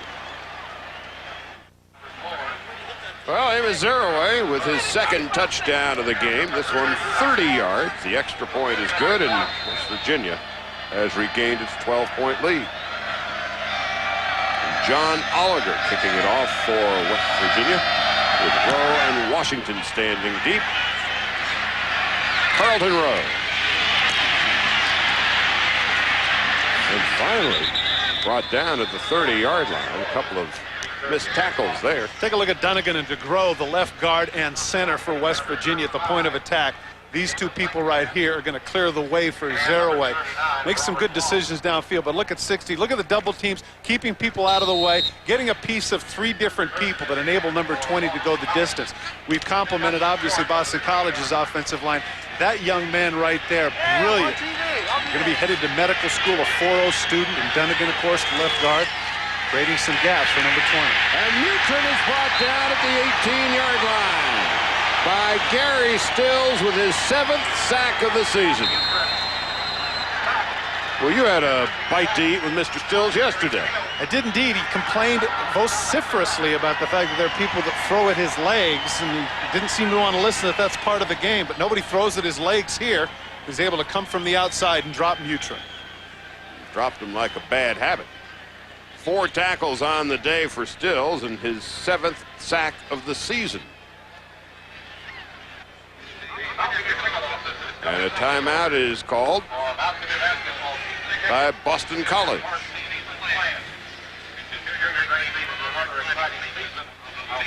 Coming up at the half, Larry Beal in the National Car Rental halftime report. He'll be joined by Kirk and Lee. And in carousing the town a bit last night, we found out how popular Lee Corso really is. Well, I'm sure Lee's going to have plenty to say. And, you know, we were talking a little bit ago about this Miami-Syracuse game next week for the Big East Championship. Miami is a team, and what a remarkable job Butch Davis has done to piece that program back together again. And when you think about it, it's not too dissimilar for what Tom O'Brien has to do here at Boston College, inheriting that mess that he did a couple of years ago. And while BC has had a losing record 4 years in a row, they think they have begun to right the ship, and they think today's game is important as a stepping stone for next year. Second down now, and 20, and now once again, play is delayed. 3-second, 25-second clock. And that is the reason why. Don Nealon in his 19th year at West Virginia. Hoping for their 12th bowl. Here's Mike Cloud. Cloud across the 25 to the 26. It'll be third down, about 14 yards to go. The first half has belonged to that man, Amos Zeroway. Part of the conversation, I'm assuming, that happened between Scott Neutron and the offensive coordinator, Jeff Jagosinski, as to whether or not they felt like they had time to get down there and do the 2-minute thing. And I think their feeling is here is that because it's third and long that they're going to probably just run it out. And West Virginia really only has one more timeout, I believe. Yeah, they do, but they will have excellent field position. Firing and completing to Crittenden, but well short of the first down, run out of bounds at the 34. Charlie, here's the savvy of young people that sometimes don't understand the game. Crittenden is not going to get the first down, so there's no way that he should be running out of bounds. He should should fall down in the field of play or get tackled and let the clock keep running instead. Now, West Virginia gets a gift timeout, and they can set up in good field position, as you pointed out. Don't give West Virginia any favors. They've already got a 12-point lead. Alvin Swoop is standing back at his own 25-yard line. West Virginia's going to pick it up, and it's kicked out of bounds. It was kicked out of bounds by, it looked like a Boston College player. And there's a flag on the play. Charlie, it was kicked out of bounds by Carlos Moore, the defensive back, because this is actually heads up. Okay, I don't know if he does it intentionally. It looks right there at the end that maybe it just ricochets off because it looks like he's leaning down trying to get it. But that's a good play because it's 2 points instead of 7. We have an illegal kick by the defense. The results of the play is a safety. Now that's a heads-up play because you know that West Virginia is going to fall on that ball, or if not, if it's recovered on the 1 yard line, it's going to be a gimme touchdown. You know, if it was hockey, it would have been a penalty shot. The interior right here, coming right up the middle is number 3, Pedro Bastien. Now here's the ball on the ground. Here's the mad scramble. Take a look at the end right there. Bang! Left-footed. Oh man, Chinalia would have been proud of that one. That was soccer stuff. And so what it effectively does is return West Virginia's 2 missed extra points, and it's 21-7. Oh, the people won't know when they see in the paper how that happened. That's exactly right. Well, once again, though, still Charlie, the same situation. They have to kick from the 20. West Virginia gets the ball again, 1:07 with a timeout remaining. So my guess is they're still going to try and get down the field and score. Oh, sure. I mean, they will end up with fairly decent field position. Now, you and I last week were in Syracuse. We're watching a guy return an interception. He gets down to the 10-yard line. With nobody running, he fumbles intentionally. Now, today we see a kick intentionally to prevent an additional 5 points. This college football's cool, man. Well, that was a smart play, though. It really was. We'll see how smart it was, especially if West Virginia is stymied in their final possession of the first half.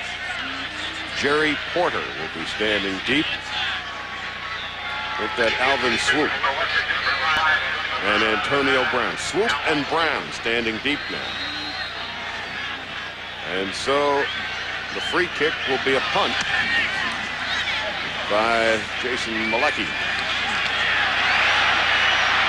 Here's Brown.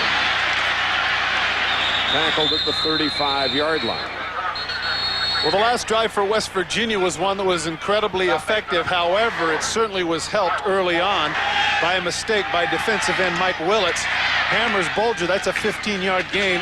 Ivy with the outcut. And then, of course, up the middle comes Amos Zeraway for his 2nd touchdown of the game. You know, it occurred to me in spending a lot of time with Zeraway yesterday, and then we were talking about Emmitt Smith and Barry Sanders and how the little backs are now prevailing much more so than the old days. In the old days, the offensive line wasn't as big as they are now, so they can get behind these 6'7" 6'8" protectors, and so a guy who's a foot shorter, like Zeraway here, only gets a yard or 2 on the play. They get not only a cordon but a shield as well. It's going to be a hurry-up offense for West Virginia as the clock continues to run with 45 seconds left in the first half. Charlie, Hank Stram gets a lot of credit for that, with Mike Garrett and Tank Holmes behind that big offensive line that he had in Kansas City with Jim Tyrer and Mo Mormon, E.J. Holub. Name is Zeraway. Lets Antonio Garay have it. So we've got a couple of flags on the play now. You see his offensive line pleading with him, hey, knock that stuff off. We'll do the dirty work. And boy, Coach Nealon not very happy. Dead ball, illegal snap by the offense. Dead ball, personal foul on the offense. Dead ball, personal foul on the defense. The last 2 fouls will offset. 5 yards against the offense. Repeat the down. When all is said and done, 5 yards. Well, again, there's the push, there's the hit, and he comes back again. See, Zeraway, well, wait a minute. Zeraway is 5 feet 8 inches, 202. Antonio Garay is about 6'5" and 270. Well, you know what they say. It's not the size of the dog in the fight. Or well, whatever. Yeah, you know. Okay. Hempstead's a tough town. I can tell you that. There you go. There you go. That's right. He's a Long Island guy. Yeah. He's not afraid. But I'll tell you what. You know, he set all the Long Island rushing records. And there were a couple of pretty good running backs came out of Long Island. A fellow by the name of Matt Snell. Played at Carl Place. Before him, Jim Brown. Yep. And, you know, I was thinking about Jim Brown the other day. How many players could be considered the greatest of all time in 2 different sports? Yeah. Jim Brown was generally acknowledged to be the greatest lacrosse player of all time. Of recent vintage, though, in the last couple of years, Frank Urso, great lacrosse player out of Maryland, was somebody that was also considered maybe the greatest of all time. Wow. You're amazing. Here's Bulger throwing long, and does Foreman hang on? No, he doesn't. He's double covered by Serino. Bulger has showed a remarkable ability to move to his left and throw back against the grain. He's done that a couple of times. This young man has a strong arm. Coach Nalen pointed out that when he was a freshman, they saw him throw for the first time at 165. He said he knew right then that there was going to be somebody special. Watch the flick. Yeah, he's got natural motion. You know who he reminds me a little bit with that delivery? He reminds me a little bit of Jeff George. Yeah. Bulger 9 of 15, 134 yards this afternoon. Nice play at the end there by DeJuan Daniels to get the ball out of the hands of the receiver. Daniels and Serino are on the double coverage. And so West Virginia's just going to run it out here in the first half. Happy with their 14-point lead. Boston College, though, wants to take a shot at blocking a punt as they call timeout with 22 seconds left. Well, BC has one timeout left. So maybe they can block a kick or do something. That's Randy Dunnigan limping off the field. I tell you what, he's had a good first half, Charlie. He's made some tremendous blocks on some pulls and straight ahead. Number 6, he's been playing a good football game. Look at those tree trunks he's walking on, huh? 6 feet 3 inches, 300 pounds. But you know, you look at 300 pounds these days, it's no big deal anymore. Well, you had an interesting conversation that you should talk about with Pukenas, Yeah. I believe it was. Brian Pukenas, the right guard, number 61 for West Virginia. Spent some time with him yesterday with Amos Zeroe at a local restaurant. It was interesting as people were ordering their lunches. Zeroe, the running back, ordered salmon and vegetables. And there's Pukenas at 6'4" and 300 and something, ordering a steak, baked potato with everything on it. And then he's going to medical school next year. And he said, well, I might as well eat now. I said, why is that? He said, well, as soon as football's over, I expect to lose 50, 60 pounds, get back down to what I'm normally at. Normally 240, 245. As you see Randy Dunnigan heading into the locker room for attention with just 22 seconds left in the first half. They've got all 11 men up. They're going to give this a shot, and why not? West Virginia has had struggles in the kicking game all day long. And Jay Taylor will punt it away. There is nobody standing deep for Boston College. And he dropped the ball! And it's loose! BC picks it up! Do you believe the 5-yard line? Do you believe this? This is unbelievable. Those of you that follow West Virginia closely remember a couple of years ago against Miami, all they had to do was get a punt off to win the game. Instead, with 30 seconds remaining, Tremaine Mack comes in and blocks the kick. And Kevin Costello advances it. This situation, he just drops it, just flat out drops it. I mean, there's no excuse for this other than the fact that maybe he had the rabbit ears and heard him coming or realized that there were 11 on the line of scrimmage. Don Nalen is, to use a phrase my folks used to tell me, he's fit to be tied. He can't believe this. Perturbed. BC. Well, calling the timeout really did pay Illegal off. kick on the offensive team. So the line of scrimmage will be the 22-yard line. Look at this. Well, he just plain drops it. That's nothing wrong with that snap. It hits him right in the hands. He just plain drops it. And the ball ricochets. Look at that. Well, you know what? I don't know. I'm not an astrology guy, but Jay Taylor better at halftime check the horoscope and see what's up today, because it just is not number 47's day. Now the argument. Now here's the argument right here that he's talking about. Is that the illegal kick would have brought the ball back to about the 20, and Tom O'Brien is saying, wait a minute. I said, I want the ball at the 20. I want to take the return to get that down there. And so that's the reason why he's having the conversation with the officials. Says, okay, you can take it where it is at the 11-yard line. 1st and 10, 13 seconds left. This has been a bizarre, not terribly well-played game, but we have seen some unusual play. Now, if Jeff Jagodzinski plays it right here, Charlie, they've got 2 shots at it. I think they have 2 throws in the end zone before they attempt the field goal. It's important here for Mutrin, if indeed it is a throw, that as he fades back, that he gets the ball off quickly. Make a decision and then go with it. It is 1st and 10 at the 11. But that is really insignificant. 13 seconds left here in the half. Neutron rolling. Throwing. Tip. Out of bounds. Incomplete. To Cosmo, the intended receiver. And he's livid because he really feels like Tompkins interfered with him. So now we're down to 7 seconds. Take a The look. first play used 6. You see the 211s battling right there. Look at him holding his arm. Look at his left. Oh, man, he got away with one there. But Cosmo's got a beat. Yeah, he does. Well, they're going for a field goal now. Well, here's what we were talking about, Charlie. The rollout cost him time. That cost him the extra 2 seconds. Probably still would have had time for one more play, but they elect not to risk it. Managed with the field goal try. No good! Well, West Virginia gave BC some charity, and BC said thanks, but no thanks. And now 2 seconds are left in the half. Well, once again, let's point out the fact, Charlie, that even if the interference is called, it's only going to be half the distance to the goal line, and they probably still kick the field goal. Still, you got to be frustrated when you feel like you have a gift, and they just can't convert it. Well, they had a gift. They let a gift horse in the mouth, and the horse kicked them. Snap might have been just a little bit low. It's pushed just to the right. And the official sitting right underneath the upright jumps right out and says no good. And Matic isn't quite sure. He thought he had it, but it was pushed just to the right. So Matic has kicked or missed a 25-yard field goal try. That reminded me a little bit, Charlie, of that championship game in '65 between the Colts and the Packers when Don Chandler kicked that one up over the upright, and they called it good. It looked a little bit wide. This time it went the other way. Don Chandler.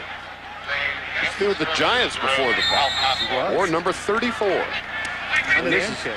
Yeah, that's the end of the first half. So Matic misses a 25-yarder and a 28-yarder. Taylor misses 2 extra points. When all is said and done, it's the Mountaineers. To Antonio Brown, showing his skills as a quarterback. He's done some good things here in the first half. As far as the special teams are concerned, that has been another story entirely. Tom O'Brien has to feel a little bit snake bit. They've had their opportunities, but they had a blocked field goal, and of course the missed field goal after the dropped punt. And of course you figure that if your running back has over 100 yards in the first half, you might have what, 17, 20, 21 points, but instead only 7 on the board for the Eagles. And so a crowd of something less than 40,000 on hand today. And the reason the crowd is as small as it is, most of the kids who go to West Virginia have gone home for the holiday. And so about 12,000 of the seats that are normally occupied by the students are occupied by nothing but cold concrete. As we begin the second half, BC trailing by 2 touchdowns.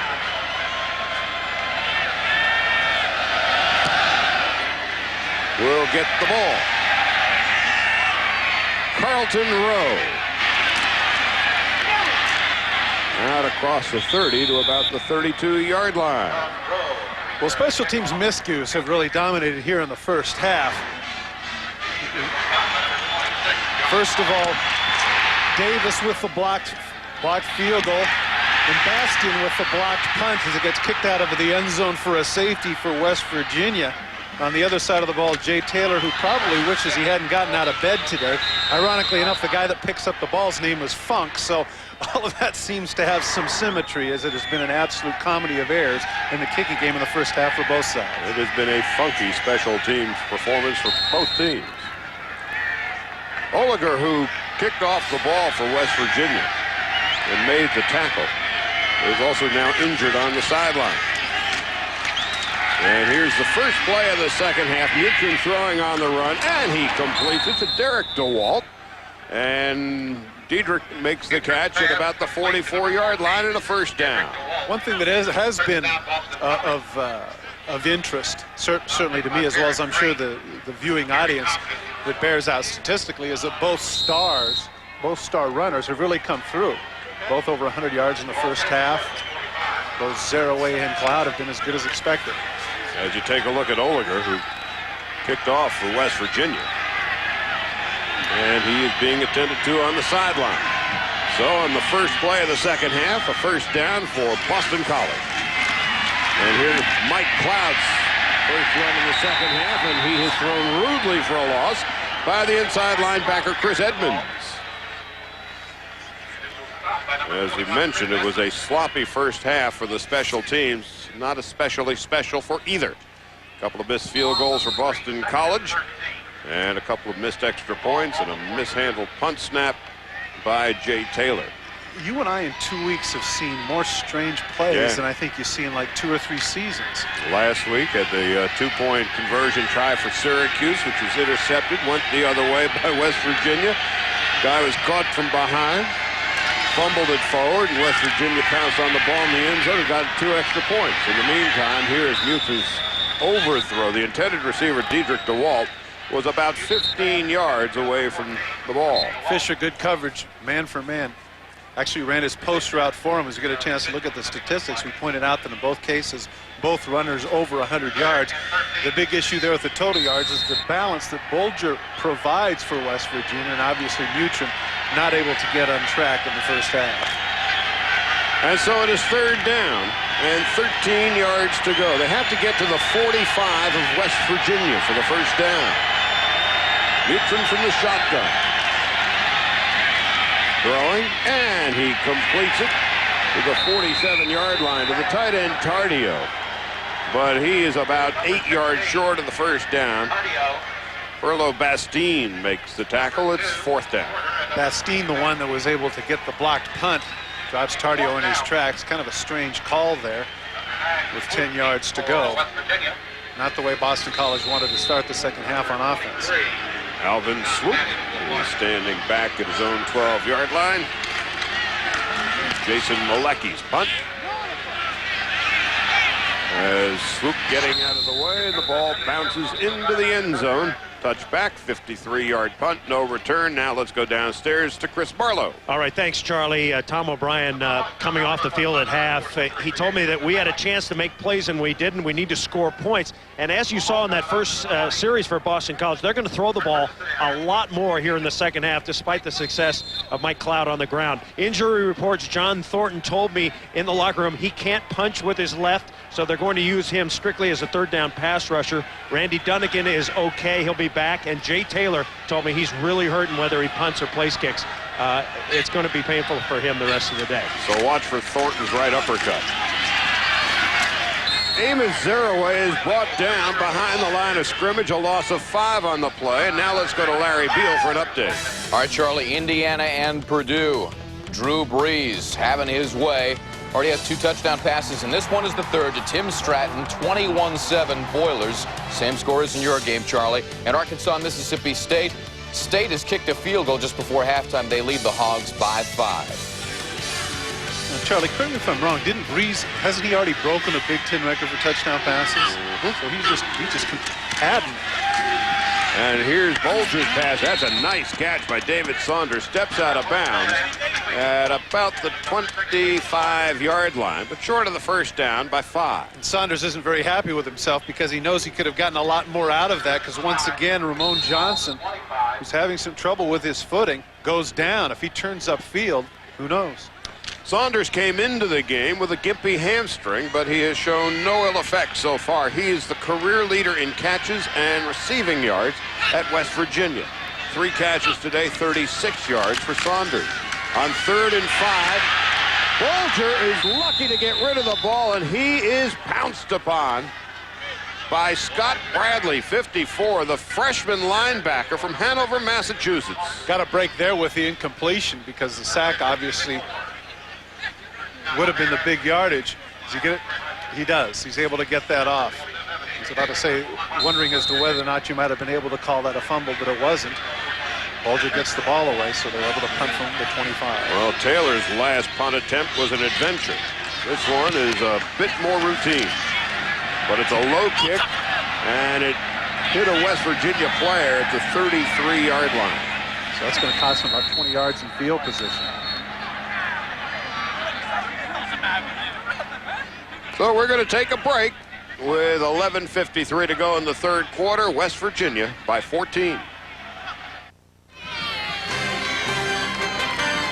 ESPN's presentation of college football is brought to you by the new Dodge. It's about change. Jay Taylor came into the game today for Boston College with a hip pointer that he has been suffering with for almost 2 months, and it really has showed. Yeah, the abductor muscle has really been a problem. You can see it here. Look how gingerly he kicks the ball. I just kind of, oh, man.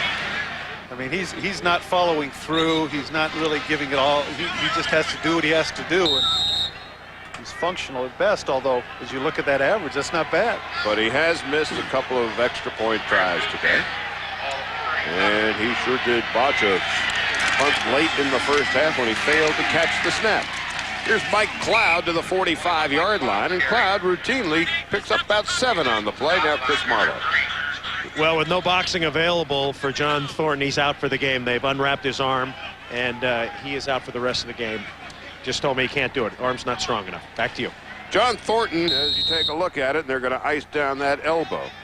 Suffered a hyperextended elbow last week in the Rutgers game, and they were hopeful of getting any kind of activity out of him today, and they were able to get some in the first half, but really was a non-factor. Here's Cloud, and Cloud finally wrestled out of bounds at about the 37-yard line by the cornerback Charles Fisher.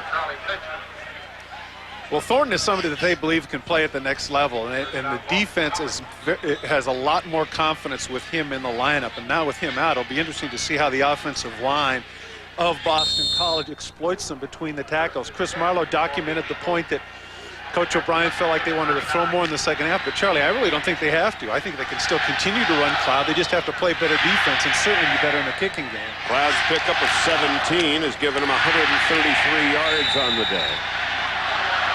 And Barrett Green with the tackle. No gain to speak of. Well, Charlie, we talked about the fact that both guys had really come through. I mean, you can't be disappointed with this if you came into this game saying Cloud versus Zeraway. Hey, almost identical numbers up to this point. What's interesting is that everybody talks about Zeraway as a running back who's expected to go to the next level, and nobody talks about Mike Cloud. I don't get it. On second down, Newton flushed out of the pocket, and he's going to run it out of bounds and maybe gain a yard or two. I think this is a classic case, though, as we talk about Cloud and Zeraway, of people being possessed with numbers. And what I mean by that is somebody like Zeraway, who obviously has the great dimensions, you know, runs a 4.39 40 and whatever he does. Well, the other guy has the same dimensions. He's still effective. I mean, isn't there a certain point where you look and you say, hey, wait a minute, you know what? This guy's rushed for 1,650 yards. He must be pretty good. All they talk about Cloud is, well, he's not fast enough. He's got great vision. He's not this, he's not that. But all he does is put up the yardage week in and week out. And now he's the all-time leading rusher at Boston College. Here's Newton firing, and he completes it to DeCosmo for a first down. We talked about the fact that Mutrin was not able to get going. He really drilled one, and the flag is down. Back in the area where Mutrin threw the ball. I think Gary Stills hit him late.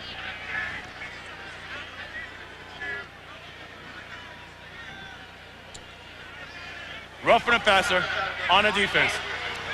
Well, now let's go back to Larry Beal. Larry? Charlie updating Michigan and Ohio State. David Boston putting on a show. Joe Germain, time to throw. Going deep, 43 yards. Boston with a couple of steps. Touchdown, 28-10 Buckeyes in the third. Well, this would appear to be the battle for the Rose Bowl, huh? Well, John Cooper's got to be feeling pretty good about this to finally put that ghost of Michigan behind him, at least for 1998. Oh, but last year left a bitter taste. But it did. Well, So, this year it's Michigan State instead of Michigan. First down and 10 at the 12. Mutrin's in trouble. Down he goes at the 22-yard line. That was Chris Edmonds, his second sack of the day, his third of the season. Edmonds does a great job here, not necessarily of getting the sack, but it's playing his position. Misdirection, and the guard just doesn't come out quick enough to get it. So many times the defensive end or linebacker in that case will pursue the backside. Instead, look at Edmonds. He cuts up field, is not fooled, stumbling down, unable to make the play coming out is 73, the offensive lineman Dan Collins, but give Edmonds credit, he drops it. Kevin Landolt was there just in case Edmonds couldn't complete the sack. 2nd and 18. That's Harding in motion. And Cloud inside the 5. Scooter Davis with the tackle. Cloud actually runs into his own lineman. I believe it's Palazza that he runs into downfield. Otherwise, he gets to the end zone. Take a look. Here it is once again. Now watch the collision right there with his own man. Oh, nuts. I'm sorry, I'm out of the way. I'm sorry, that was Collins that he runs into. Otherwise, Charlie, he's in the end zone. So it is 3rd down and about 2 yards to go. And the line of scrimmage is the 5-yard line. So BC can get right back into this game. Big play right here.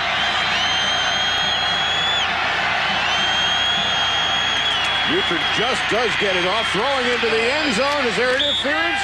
No flag. I do not understand that call.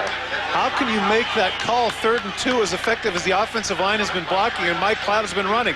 You're down 2 touchdowns, Charlie. You're a 4 and 16. That's 4 down territory. Give Cloud the ball, and if he doesn't get it, go again. Instead, you go for the fade pattern. He doesn't come up with it. Makes a tremendous effort, but there's a great play on the part of Davis to bat it away. You've got to go for it in that situation. Give Cloud the ball. Instead, a field goal try. And boy, they were clutching and grabbing in the end zone. And no flag on the play. On 4th and 3. Did that make it?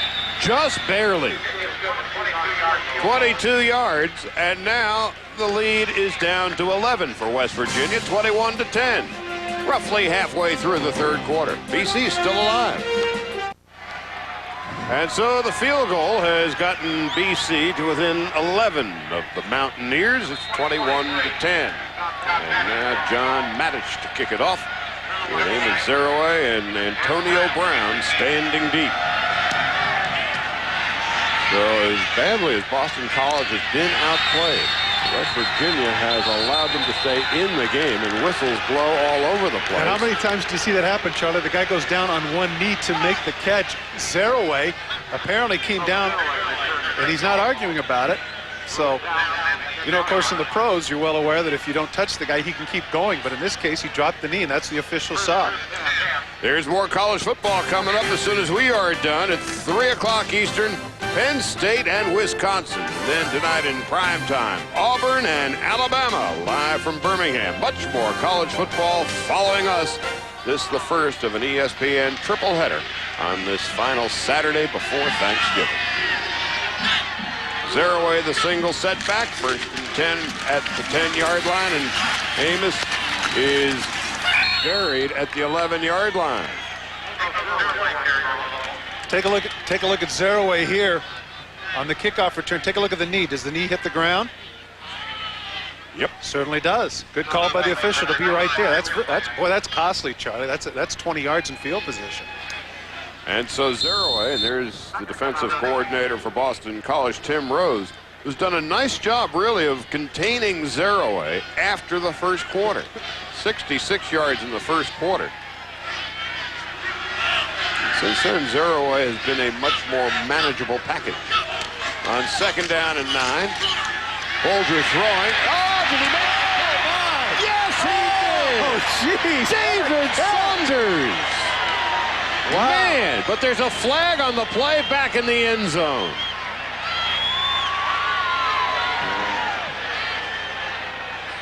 Personal foul, face mask on the offense. All that for naught.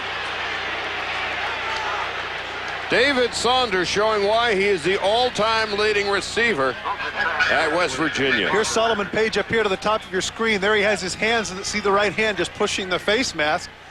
And boy, oh boy, if I'm David Saunders, I come back and say, what are you thinking, man? Take a look at this catch. Extended. Wow. Man, that is just some kind of catch by Saunders. As you pointed out, oh, look at that. That's big-time stuff. Oh, man. 2 years, of course, he had the knee injury last year, but 2 years ago he had 76 grabs, and at 6'2" and about 205, 210. He's got a future on Sunday. He's going to play Sundays, yes, indeed. 2nd down and 17. Out of the I formation. We haven't seen that much at all today from West Virginia. Here's Botched throwing long down the sideline. Is he out of bounds? No, he made the catch. Sean Foreman. 1st down to the 37-yard line. A pickup of 34 on the play. 2 remarkable catches by Saunders and Foreman on successive plays. Take a look at his feet. This is really a jump ball, and this is what they want because both of us, Charlie, both guys are about 6'2", 6'3", 205, 210 pounds, so they want to throw those jump balls. Give the receivers the opportunity. Look at Foreman go up. Watch his feet. His feet are the issue. You know he catches. Does he get the foot down? Oh. DeJuan Daniels victimized on the play defensively. So Sean Foreman, the senior. Very effervescent. Outgoing young man. Another one that we had lunch with. Nice bunch of guys down here at West Virginia. 1st and 10 from the 37. There's Zeroa. And on the second effort, he actually picked up another yard or 2, and now here's Larry Beal. Larry? All right, this highlight specifically for Todd Christensen. BYU and Utah battle for the Beehive boot. Kevin Federick to Carlos Nuno. BYU, if they win it, they go to the WAC title game, leading Utah 10-3 2nd quarter. Thanks, Larry. Man who had a fairly decent career there. Caught a few balls. Yeah, it's the first time I've ever heard you humble. What, are you nuts? What? First time? I caught a few balls. 2nd down and 8. Throwing over the middle. Oh, that was some catch. 3 in a row. This time it's Corey Ivy. How great is that if you're the quarterback, if you're Bulger, knowing that you can throw the thing all over the lot and these people continue to come up with it. You see Bulger just shaking his hand. It's almost as if, hey, thanks a lot. This ball's about 1.5 feet off the ground, and Ivy's able to go there and get his hands underneath the ball. That certainly is a completion, and that's 3 great catches in a row. 17 yards on the completion. Ivy now 4 catches for 70 yards today. On 1st down. So West Virginia finally awakening from its slumber, and here's Zeroa. And Zeroa picks up about 4 on the play.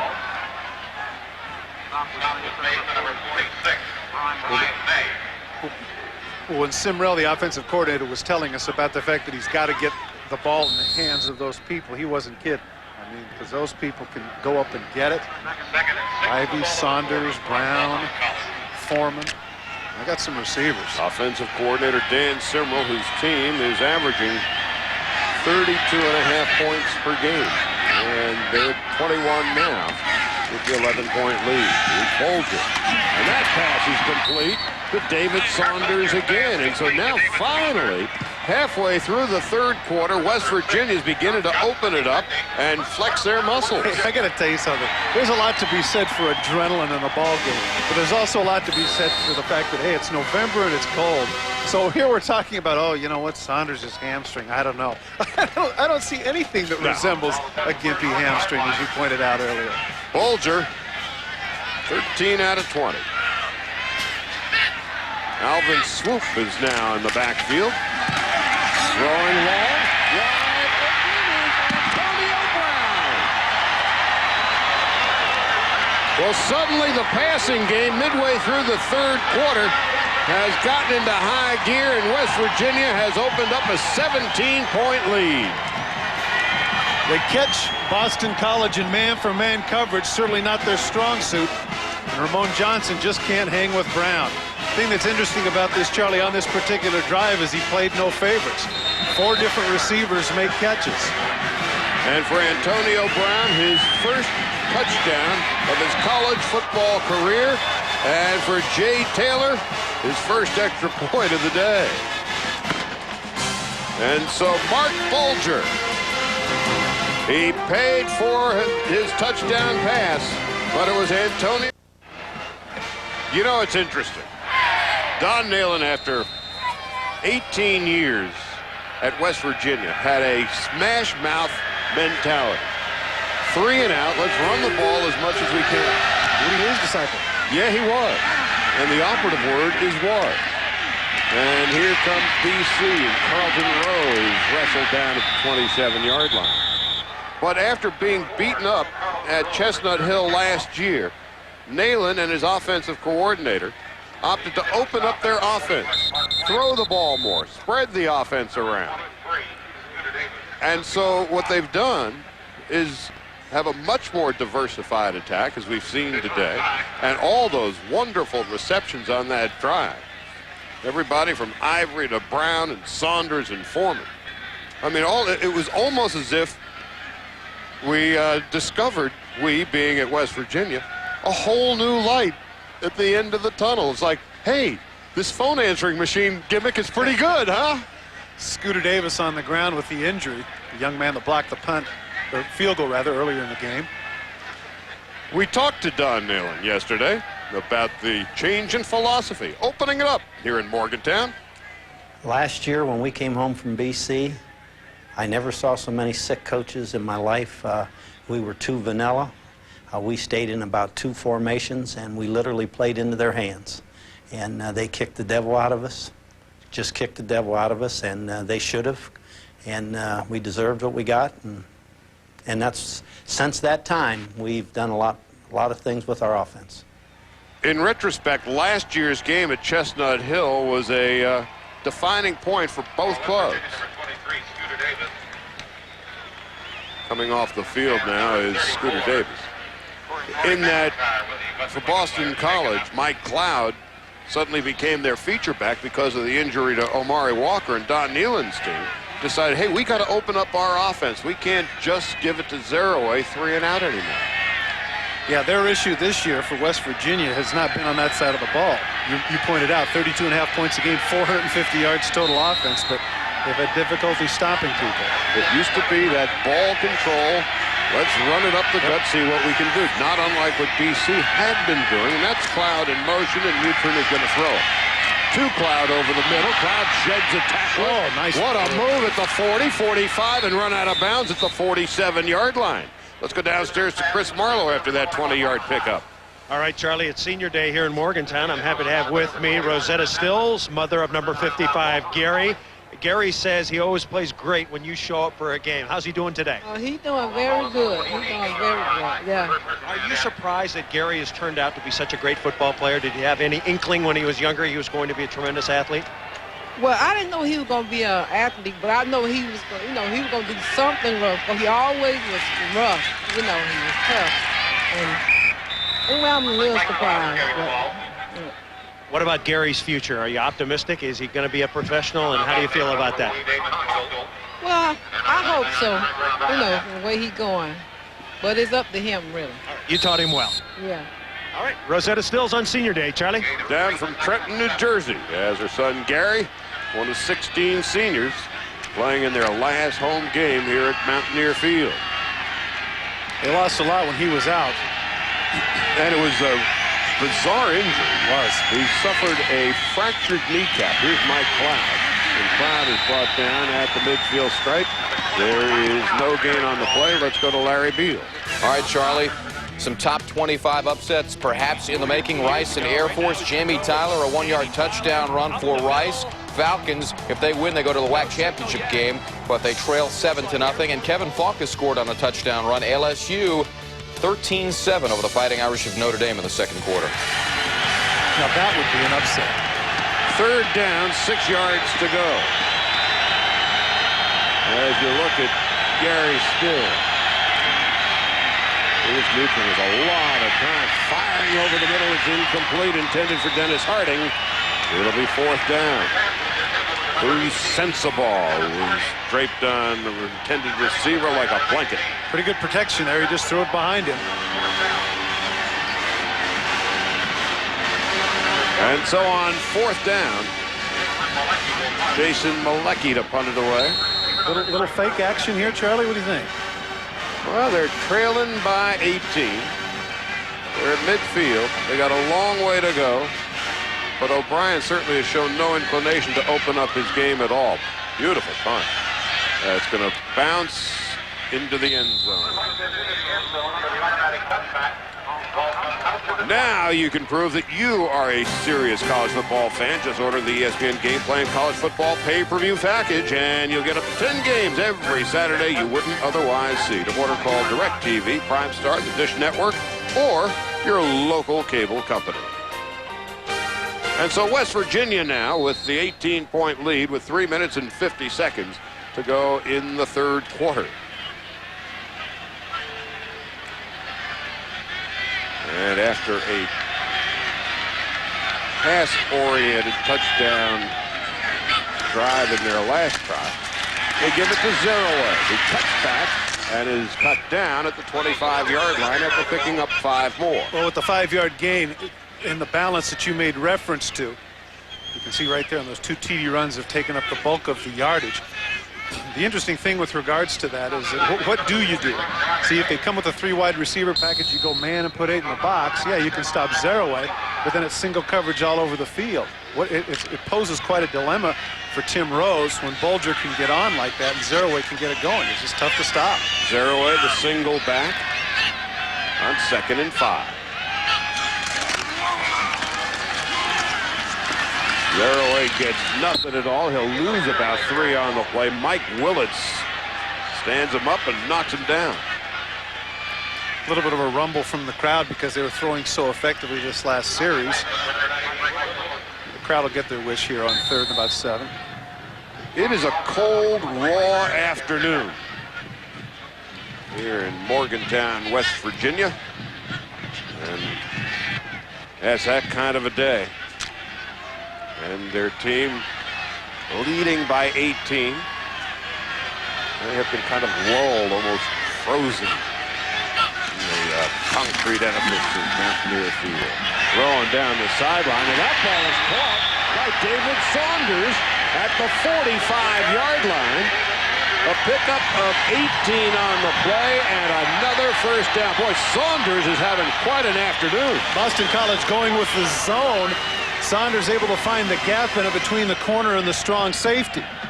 What he's going to do is going to come out here, settle down in the dead spot of the zone. Safety comes over, White hammers him, but it's just a little bit too late. Beat DeJuan Daniels 32. Well, actually, in fairness to Daniels, he's waiting on the safety to come over. It is a zone situation. Saunders having a very good day. 1st and 10. Throwing near sideline. Almost intercepted by DeJuan Daniels, as Foreman was the intended receiver, Sean Foreman. Daniels wasn't fooled. They had the pump fake, but Daniels wasn't buying it, and he was already running towards the ball. Now, right here, if he looked like he had a shot at it, it hits him in the crook of the arm. He just couldn't hang on. And so on 2nd down and 10. Here's Mark Bulger, junior from Pittsburgh. About a 2-hour drive from here. On 2nd down and 10. Bulger gives to Zeroa, and Zeroa is hemmed in for a couple of yards, and that's really about all. Hovan is in on the tackle. Hovan out of position today. Well, certainly still on the defensive line, but normally he is at the nose. He's the defensive tackle. Now, he needs to understand that John Randall got fined 10 grand for that. Painting his face. I guess, maybe they could, you know what the fine is up at BC. 2 days without training Taylor. So he's going to be, and I'm very happy about it. On 3rd down, about 9 yards to go. 3 wides to the left. Bulger looking right, now looking left, over the middle, and he completes it to Antonio Brown, and another first down. Normally the receivers like Antonio Brown, the 5'9", 165, 170 speedsters are the kind of guys that, yeah, they get upfield, but you don't think of them as having great hands. He does a nice job getting his hands underneath this ball, and he's made a couple of nice catches today. Bulger with all kinds of time, floats to his left, again throws off his back foot, and you see Brown right there getting his hands underneath the ball. 3 catches, 75 yards, and a touchdown for Brown out of Miami. The Hurricanes not particularly interested in him, nor were the Panthers particularly interested in Bulger up at Pittsburgh, where he grew up. And here's Amos Zeraway, and he is down at the 30-yard line, and here's Larry Beal. All right, Charlie, they're headed to the fourth quarter. Ohio State leading Michigan 31-13. If the Buckeyes win, they run right to their TVs to turn on ESPN at 3 Eastern. If Wisconsin loses to Penn State, Ohio State goes to the Rose Bowl. If Wisconsin wins, Ron Dane and his Badgers head to Pasadena. It'll all be played out right here. That's a crucial change-up right Wow. there. So the Rose Bowl at stake in that Penn State-Wisconsin game if the score holds up at Columbus. And at this point, Michigan showing no signs of coming back to life there. Second down and 5. At the 31. The toss, and it's complete inside the 25-yard line. Sean Terry with his first catch of the day. And yet another receiver. Something we found interesting, Charlie. Well, there are a lot of great individual receivers around the nation. The quarterbacks that we've had the opportunity to see this year, like Bulger and Couch and McNabb, make it a point to spread the ball around, giving everybody an opportunity. Bulger has really impressed me today. I mean, I had heard he was a pretty good quarterback, and until you get a chance to look at them up close. For instance, here in the third quarter, he's 8 out of 10 for 147 yards, and Bulger, for one, is sorry to see the third quarter come to an end. 147 yards, including a touchdown pass from Mark Bulger, and that has given West Virginia their big 28-10 lead as we head to the fourth quarter of play. And there's Antonio Brown, the freshman, at the receiving end. Well, Mark Bulger has led West Virginia to a 28-10 lead, and he has been efficient. No interceptions. A touchdown pass came into the game ranked 16th nationally in pass efficiency. And here's Zeraway, first play, fourth quarter, thrown for a loss of about 6 on the play. Chris Hovan with the tackle for a loss. That's the 11th tackle for a loss this season by big number 95. With that road warrior look. Yeah, you know what, professional wrestler. You know what, though? You got to give him a lot of credit. As you get a chance to see Mark Bulger's dad, he's got to be pretty proud of what's occurred thus far. Making it a point, though, not to look into the camera and do that proud pop thing. He's intense. He's got a coach's mentality. He's got to be coaching somewhere. I think he's media savvy is what it is. He knows the cameras look. I'll look the other way. That's my son.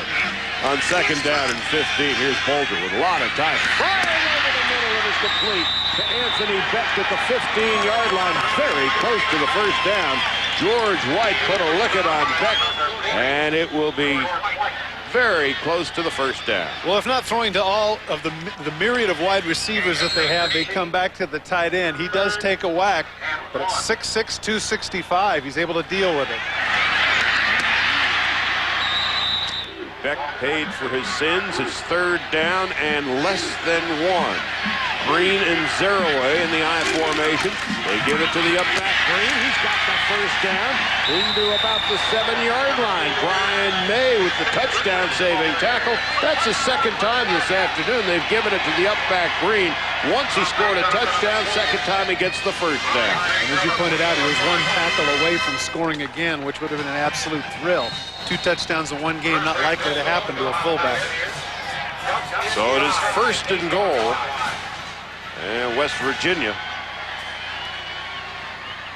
trying to finish off BC. Well, Green this time fools nobody and loses about 3 on the play. He must have been listening, trying to get in my face. See, he can score twice, but not this time. Boston College is waiting on him. And that's Hovan. Playing out of position today, as Todd mentioned, at defensive tackle. Normally he's a nose guard, but with Adam Grace out with a dislocated shoulder, Hovan, the junior from Rocky River, Ohio, just outside Cleveland, has done his end of the bargain. Well, the phrase that you hear a lot from coaches and broadcasters is his motor never stops. And that's the case with Hovan. 6'3", 285. That's Ivy in motion. And Zeraway looking to circle. And he can't. Does not circle the end. And he's down at the 10, no gain. Good job of stringing things out by the Boston College defense. Now more than likely we'll see if Bulger can thread the needle in the end zone. Defensive coordinator Tim Rose. Burned on a couple of long plays by Zeraway. Outside of that, he's been fairly successful at containing him. Mark Bulger and his dad looking on. Okay, Sean, here we go, buddy. 3rd down and goal. Zeraway, 31 carries, 143 yards. Here's Bulger with the high flyer into the corner. Did Foreman hang on? Yes, he did. What a catch for Sean Foreman. And Mark Bulger's dad is a proud papa. One of the things that we had heard that they were likely to do is throw their share of fades. And as we pointed out, because you've got the big receivers that can jump and have a great deal of athletic ability, they feel that that's a mismatch against the 5'8", 5'9" corners that proliferate college football. Now 34-10. And Jay Taylor, who's had a miserable time of it on special teams today, having missed 2 extra points already. But the kick is good, and he tacks on another one. 35-10.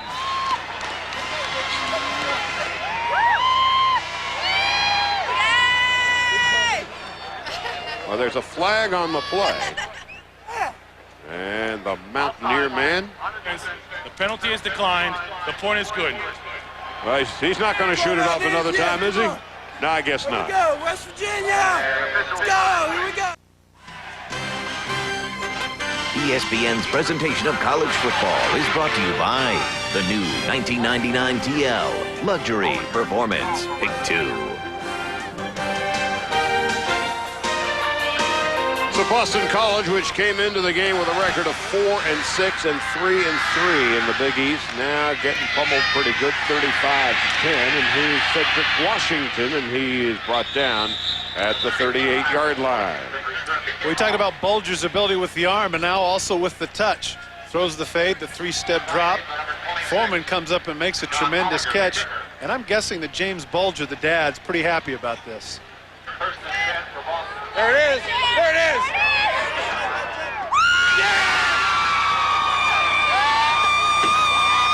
That time he knew the camera was on him.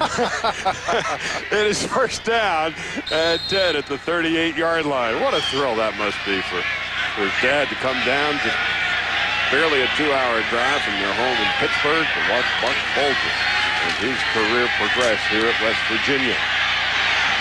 Here's the toss, and it is incomplete and out of bounds. And now here's Larry Beal with an update. Larry?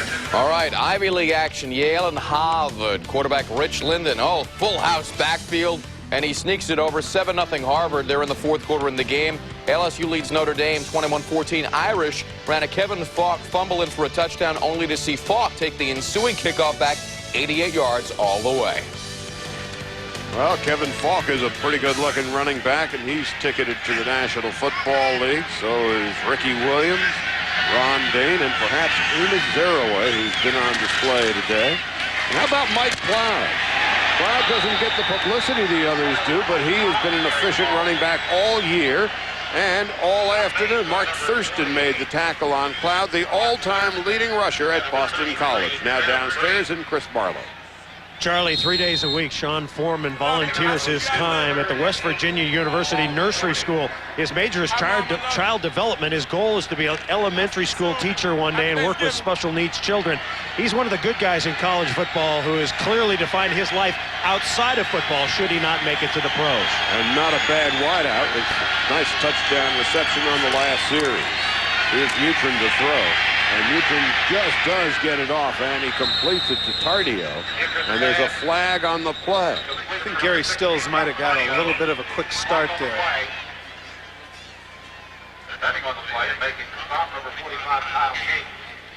We were telling you about Gary Stills earlier in the game. He suffered a broken kneecap this year in the 3rd game of the season against Ohio State. Missed 4 weeks. Offsides on a defense. And Stills, as if that's not strange enough, a broken kneecap, and then to be back in 5 weeks. Stills broke the same kneecap last year.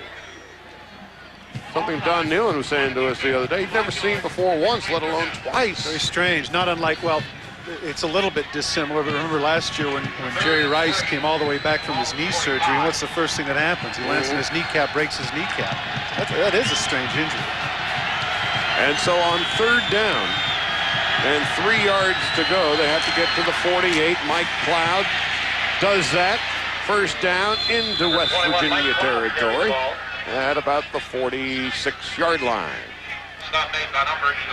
You hear broadcasters say you can play on my team anytime. Well, I won't say that, but if I was a coach, how about that? I'd let Mike Cloud play on my team.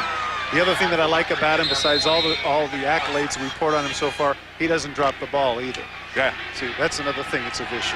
And you know, that hangs on to it. You hear so much about the Ricky Williams and the Zeraways and all of that. And here's Cloud again. There's Cloud again. Cloud down to the 30-yard line. Let's go now to Larry Beal. Charlie, Arkansas and Mississippi State. The Hogs were down 16-0, but back comes Clint Sterner. Thrown to Anthony Lucas, juggles, holds on, 21-19 Hogs in the 3rd. I'll refrain from doing my Suey Hog call. And we thank you. No, I want to hear it. Nothing like a guy from Hawaii doing a Suey call. What does it sound like? Suya? Aloha. Mike Cloud coming over for a breather. And so Cedric Washington is now the deep back in the I formation, but Mutrin's going to throw. Long over the middle. And is picked off by Jerry Porter, his 4th of the season, to the 20-yard line and really hit out of bounds at the 25. Well, I thought that was a late hit at the end, but give Porter credit. He's covering another man, and he falls off of his man to make the play on the post. Mutrin just flat out didn't see him coming.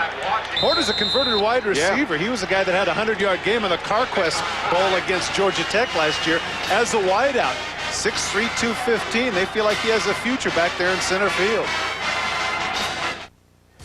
Just a reminder, Penn State out to deny Wisconsin a trip to the Rose Bowl. LeVar Arrington, dubbed the Freak of the North by our Kirk Herbstreit, will get the freak on right after BC West Virginia. Oh, he's so hip down there, Bill. That's just what I was going to say. 40,573 hale and hearty souls here at Mountaineer Field on this final Saturday before the Thanksgiving break.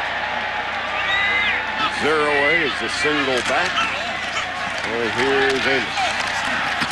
And Amos is wrestled down at the 24-yard line. Jerry Porter is actually in coverage on another receiver as he spies. Take a look at the bottom of your screen. You can see he looks at the eyes of the quarterback and is able to cut in front and make the interception.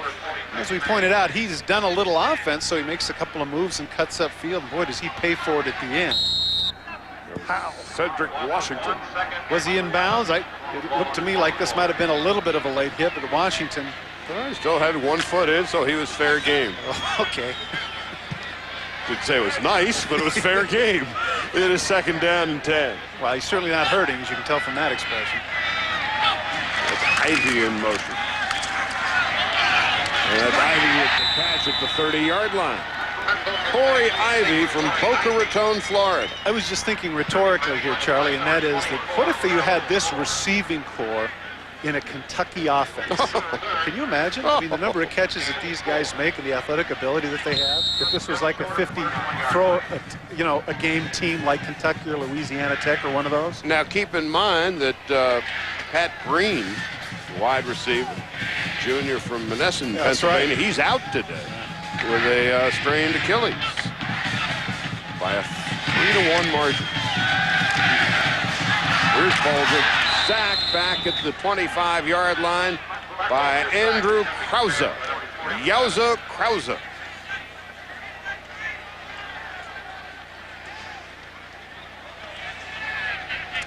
if there's one thing that Bulger needs to work on, maybe it's mobility. On 4th down, Jay Taylor to punt it away. And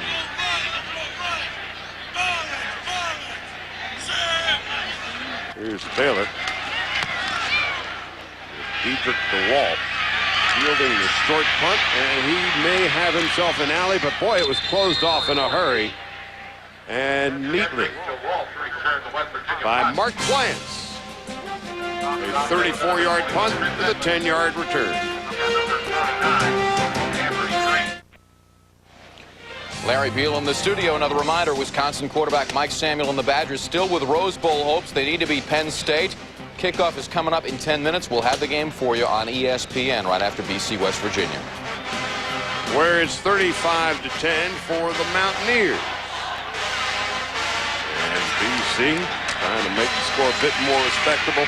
Cedric Washington to the 35-yard line and pretty close to a first down. Just a reminder, just 34 shopping days till Christmas. You know what? That's Jeremiah Johnson 20 years later.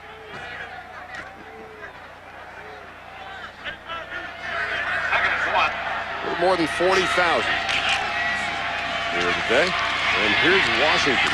And Washington inside the 30-yard line. Barrett Green with the tackle. West Virginia struggled mightily in the first 6 games defensively.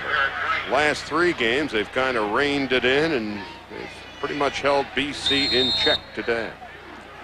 It seems strange to think about somebody rushing for 179 yards and thinking it's nondescript, but that's kind of the way it has been for Cloud today. Well, they haven't had any kind of a passing attack at all, BC. And Hasselbeck now the quarterback, and he completes it to Derek Crittenden, and Crittenden is down at the 23-yard line. The sophomore from Norfolk, Massachusetts, Tim Hasselbeck, who I know you know his dad. I do indeed. Don Hasselbeck, an old teammate of mine with the Raiders. Pretty good tight end. And his son, his other son, of course, last year was the quarterback for them. Tried out with the Green Bay Packers this year. And now on second down, Crittenden jitterbugged his way to about the 20-yard line, but there's a flag there awaiting his arrival. Barrett Green made the tackle.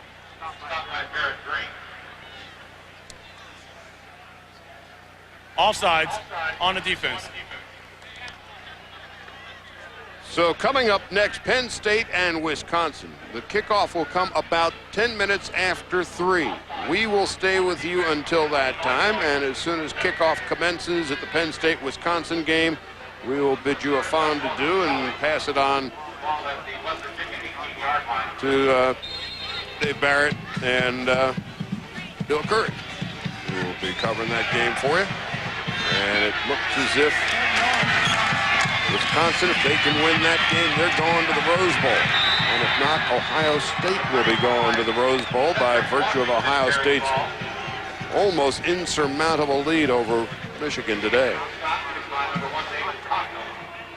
And speaking of Rose Bowl hopes, Notre Dame's Rose Bowl hopes might be dashed today if LSU continues to stay ahead as they were 21-14 last we saw. Well, as was the case last year, you and I will be doing the Rose Bowl on ESPN radio. Coast to coast and around the world. On second down and 10, here's Crittenden, and he's wrestled down at about the 15-yard line by Damon Cogdell.